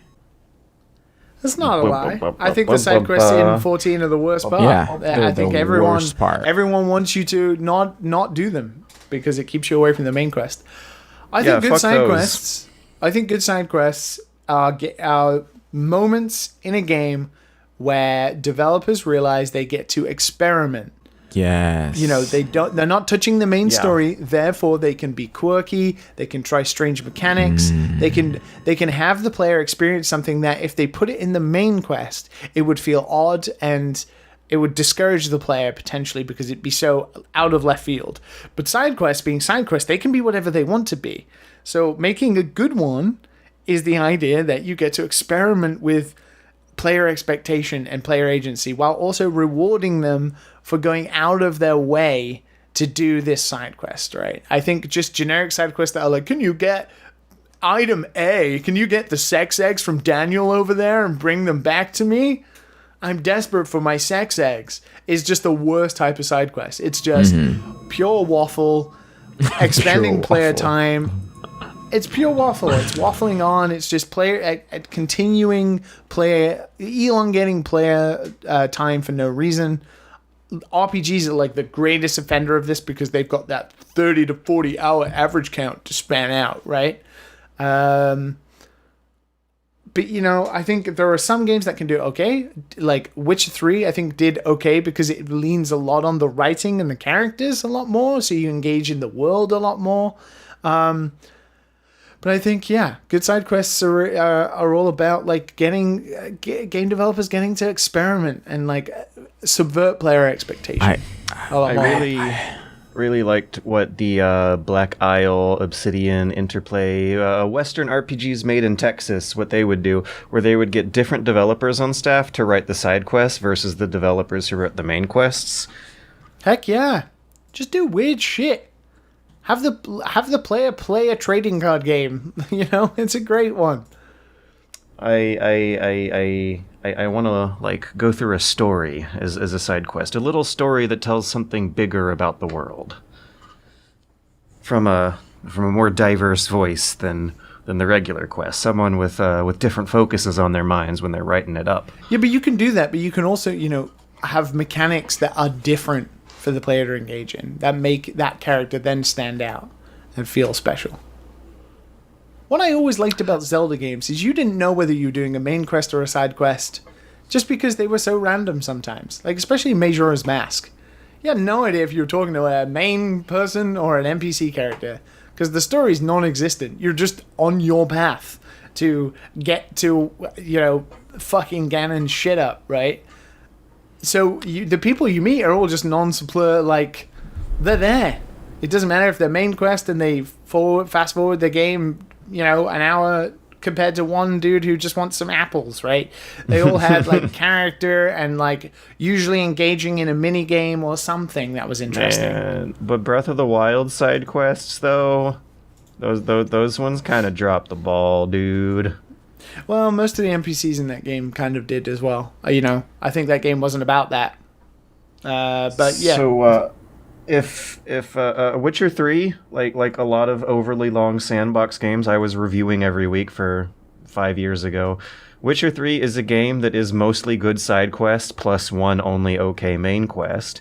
And all of the stuff going on with Gwent in that game is hilarious. There is a side quest chain that leads all the way to the end of one of the expansion packs where you are playing in an official Gwent tournament and a small gang of players are so angry about a rule change that they incite a riot in the city and trash the place up. And the shit is hilarious the whole way through, and like Gwent is already a fun enough mini game that they put the capital down to turn it into a always online service game spin-off of its own. That you're having fun playing Gwent anyway, and the writing is absolute hilarious parody of gamer culture and tabletop gaming culture that it was. Really stands out in my mind as like best side quests of all time. Like some of the Yakuza more than the games, main right? quest. Like some of the Yakuza games, right? What they engage in. Who was it who everyone fell in love with in the new game? The like P champion, the piss champion. Oh, that was one of the bad guys, right? Piss Wizard. Piss Wizard. I was getting there. I would have. My favorite one is like the guy who asks you where the station is in English. He's like, "Hey, buddy, can you tell me where the station is?" He's like, then this guy comes in and he's like, "Go straight, turn right." And then he's like, "You can learn English in this academy here." and then it teaches you into like a mini game where you can study for questions and tests. Like that is the kind of shit. That sounds awesome. See, the best side quest is the quest that you don't know if you're playing the main quest or the side quest. Yeah. Those are the best ones. And Yakuza definitely made you think that you were doing a main quest sometimes. Like it was just randomly happen. A cutscene, you're just walking down and in that same section you'll see a cutscene play. And then it's just some like wacky thing that's happening. You're like, oh, let me just do this real quick. Yeah. And then you realize that's what they're doing. They're getting you to do the side quest by just like integrating it in your like path, and making it like kind of like making you kind of trip over things to kind of, immerse you in the world instead of it just being like, oh, here's like a exclamation point on top of this guy's head. Let me just see what he wants. Oh, if it's good enough, then I'll play it. If it's not, then I'll just go straight to the main quest. Oh, you noticed my exclamation point. You'll notice next that I would like to notice 15 grasshoppers fuck that. Before 8 p.m. tonight. And then they just tell you thanks, and that's the whole side quest. I don't do any side quest anymore. I don't do it anymore. I skip straight through it. Not even in RPGs? Yeah, I skip through it. Like in Three Houses, I do all the lost items. For instance, you get these lost items around the place, and you could just give it to the right people and stuff like that. And that's basically a huge side quest chain because it gives you something for it. But other than that, if I'm just getting money and stuff, I don't care. Thanks. The end. Yeah. Yeah. Yeah. Fucking side quest. I can't. If I get mad at video games, Eddie will come over and ask me what's wrong. I can't. He asks you what's wrong anymore. Oh boy. Well, with his eyes. Oh, okay. Just making sure that you're not going crazy just yet. Oh, don't worry. That's already happened. Eddie might be bringing me back down to reality, but a couple years of this podcast right before we go downhill, right? What do you mean by before? I don't think we ever started out that way. Oh, we're just speeding. We're seeing how low we can go is how this is going. At some point, we have to hang up the hat. We can't be like those all those white old guys on those gamer podcasts, right? Well, you never can. My role models. Your role models, man. You said. Adam Sessler's back in the game again. I wonder how long Jeff Gertzman. What was I going to say? Jeff Gertzman. I wonder how long Jeff Gertzman is going to be in the game. Yeah, I mean, we're doing this for fun at this point, so it doesn't even matter, does it? All right. If those guys, if they're having fun doing it, the worst is when you get older people who are just disgruntled and they're just like, I hate my job, everything's miserable, and you're just like, then why are you doing it? Let someone else who wants to do it. If you read the comments, that's what they'll say about Jeff Gertzman. That he's too old and cynical and doesn't enjoy things anymore, and it'll be under a video of him having the time of his life playing VR or something. Yeah, so that's weird. I don't find Jeff, especially Jeff Gertzman or any of that. The stereotype's gonna be there whether you're having fun doing it or not, I guess. The criticism is something you'll never be able to escape. The negativity will drive you. That's just the internet, isn't it? How does I would love to ask Jeff Oh my God! I would love to talk to Jeff Gertzman about that. Actually, how you can stay sane reading negative internet comments for entire decades, and also have so much of your job be involved with these same companies that have such sleazy PR disasters week after week. After that goes on for decades, you got to learn some tips, right? I mean, he probably just ignores it. I mean, that is the beauty of getting old. You can still do it and still have fun in it. You just ignore the negativity, right? But it's so hard to. With you, it's a bit different. You've been super bunny hop for a while, and right. You have a lot more lower places I can go. Well, I don't know about that. Oh, now Eddie's sleeping peacefully in his bed. He just switched off from energetic mode to chill mode. Oh boy. Dude, the coolest thing about this dog is how good he is at relaxing and chilling out and running all over the place and playing. I used to not love Jack Russells, but now when I fall in love, all heart-warmed. Again, I want to sound like you, George. I mean, the chemical explanation behind it, right? Like it does shoot dopamine in your brain when you think about the person you're in love with. And that's how people grow so obsessed and become so irrational over it. It is a drug. Yeah, that was me back in the day. when I didn't know how to handle love. Back in the day, back when we were young, my friend. When I was like, oh my God, she's the center of my world. Yeah, we were all young and dumb and in love once. Young and dumb. I just hope I am still capable. Same. You sound it. Let me not say that. I know I'm capable. But yeah. You are capable. I mean, I don't know. Lovable goof. Maybe we just need to get Matt a dog. Actually, No, after I'm all good. the protesting he's doing, he's gonna say no. But when he's got it, he'll change his mind. No, I don't need to worry about a dog when I'm, enjoying my life. Well, then we'll get you a dog after you're done enjoying your life. When I buy a house inland, away from the city, in the mountains. Yeah, no. I gotta. That sounds like a great place for a dog. Yeah, I know. Like you don't want to buy anything in the city because it's too expensive. You go inland, where the mountains at, but there's no action there. Yeah, that's like a hiking trail that the dog can run around. Yeah, in, rabbits to chase. Fuck that. I'm not. I do like the city. I do like the city though. Maybe later on. Yeah, but I never thought about moving out of the city until Eddie moved in. I never once thought I'd want like a big house with a yard and a doggy door. But now after Eddie, I kind of it's funny turning around on that. It's funny how things change so quickly. Like it's something in a just week. flips. 1 week. Yeah. Yep. Yeah. Yep. So 1 minute you're thinking this way, and the next minute you're just like, oh, yeah. You gotta be prepared for everything. Yeah. That's why I won't get a dog. Yeah. Because you don't want your apartment to feel small and inadequate suddenly. Yeah. Oh, yeah.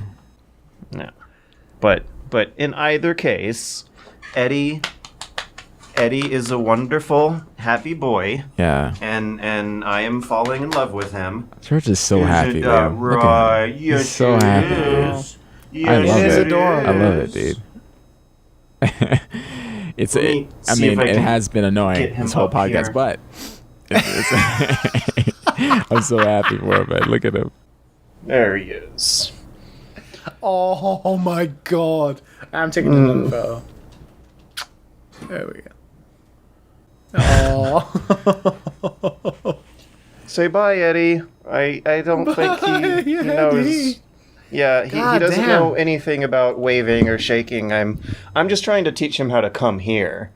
But I introduced the podcast with Eddie saying hi, so I'll play us out with Eddie saying bye. Yeah, he's squirming. There you go, Eddie. Back on the floor. His squirming is very gentle because I barely see him move. I might just have been a paranoid dog dad and felt like a tremble and been like, oh God, he wants to go down. Yeah. Anyway, George is obsessed. I'm feeling a little. So your obsessive behavior has moved on over to the dog, basically. But you are happier. Yes, instead of playing Hunt Showdown all the time, I'm going to play with the dog all the time. But at least you're happier with this obsession. Yeah. Be obsessed with looking after a dog. Yeah. Right. I think it's significantly more healthy than sitting down and playing games. Like a good video game, playing with the dog gives you instant feedback. Like the dog will immediately let you know if you're doing something wrong, but and if you're doing something right, it triggers the dopamine, the serotonin. That's the chemical that your brain squirts when you're playing with a happy dog. It's serotonin. God damn. I mean, it's the same chemical that I think your brain squirts out when you're like cuddling up with a human. Your brain doesn't squirt, man. What's going on? No, your brain squirts happy chemicals when you cuddle up with happy people and happy pets. Dude. It's the look it up under the squirting chapter. Yeah, like find it if you have a friend in med school. They learn how to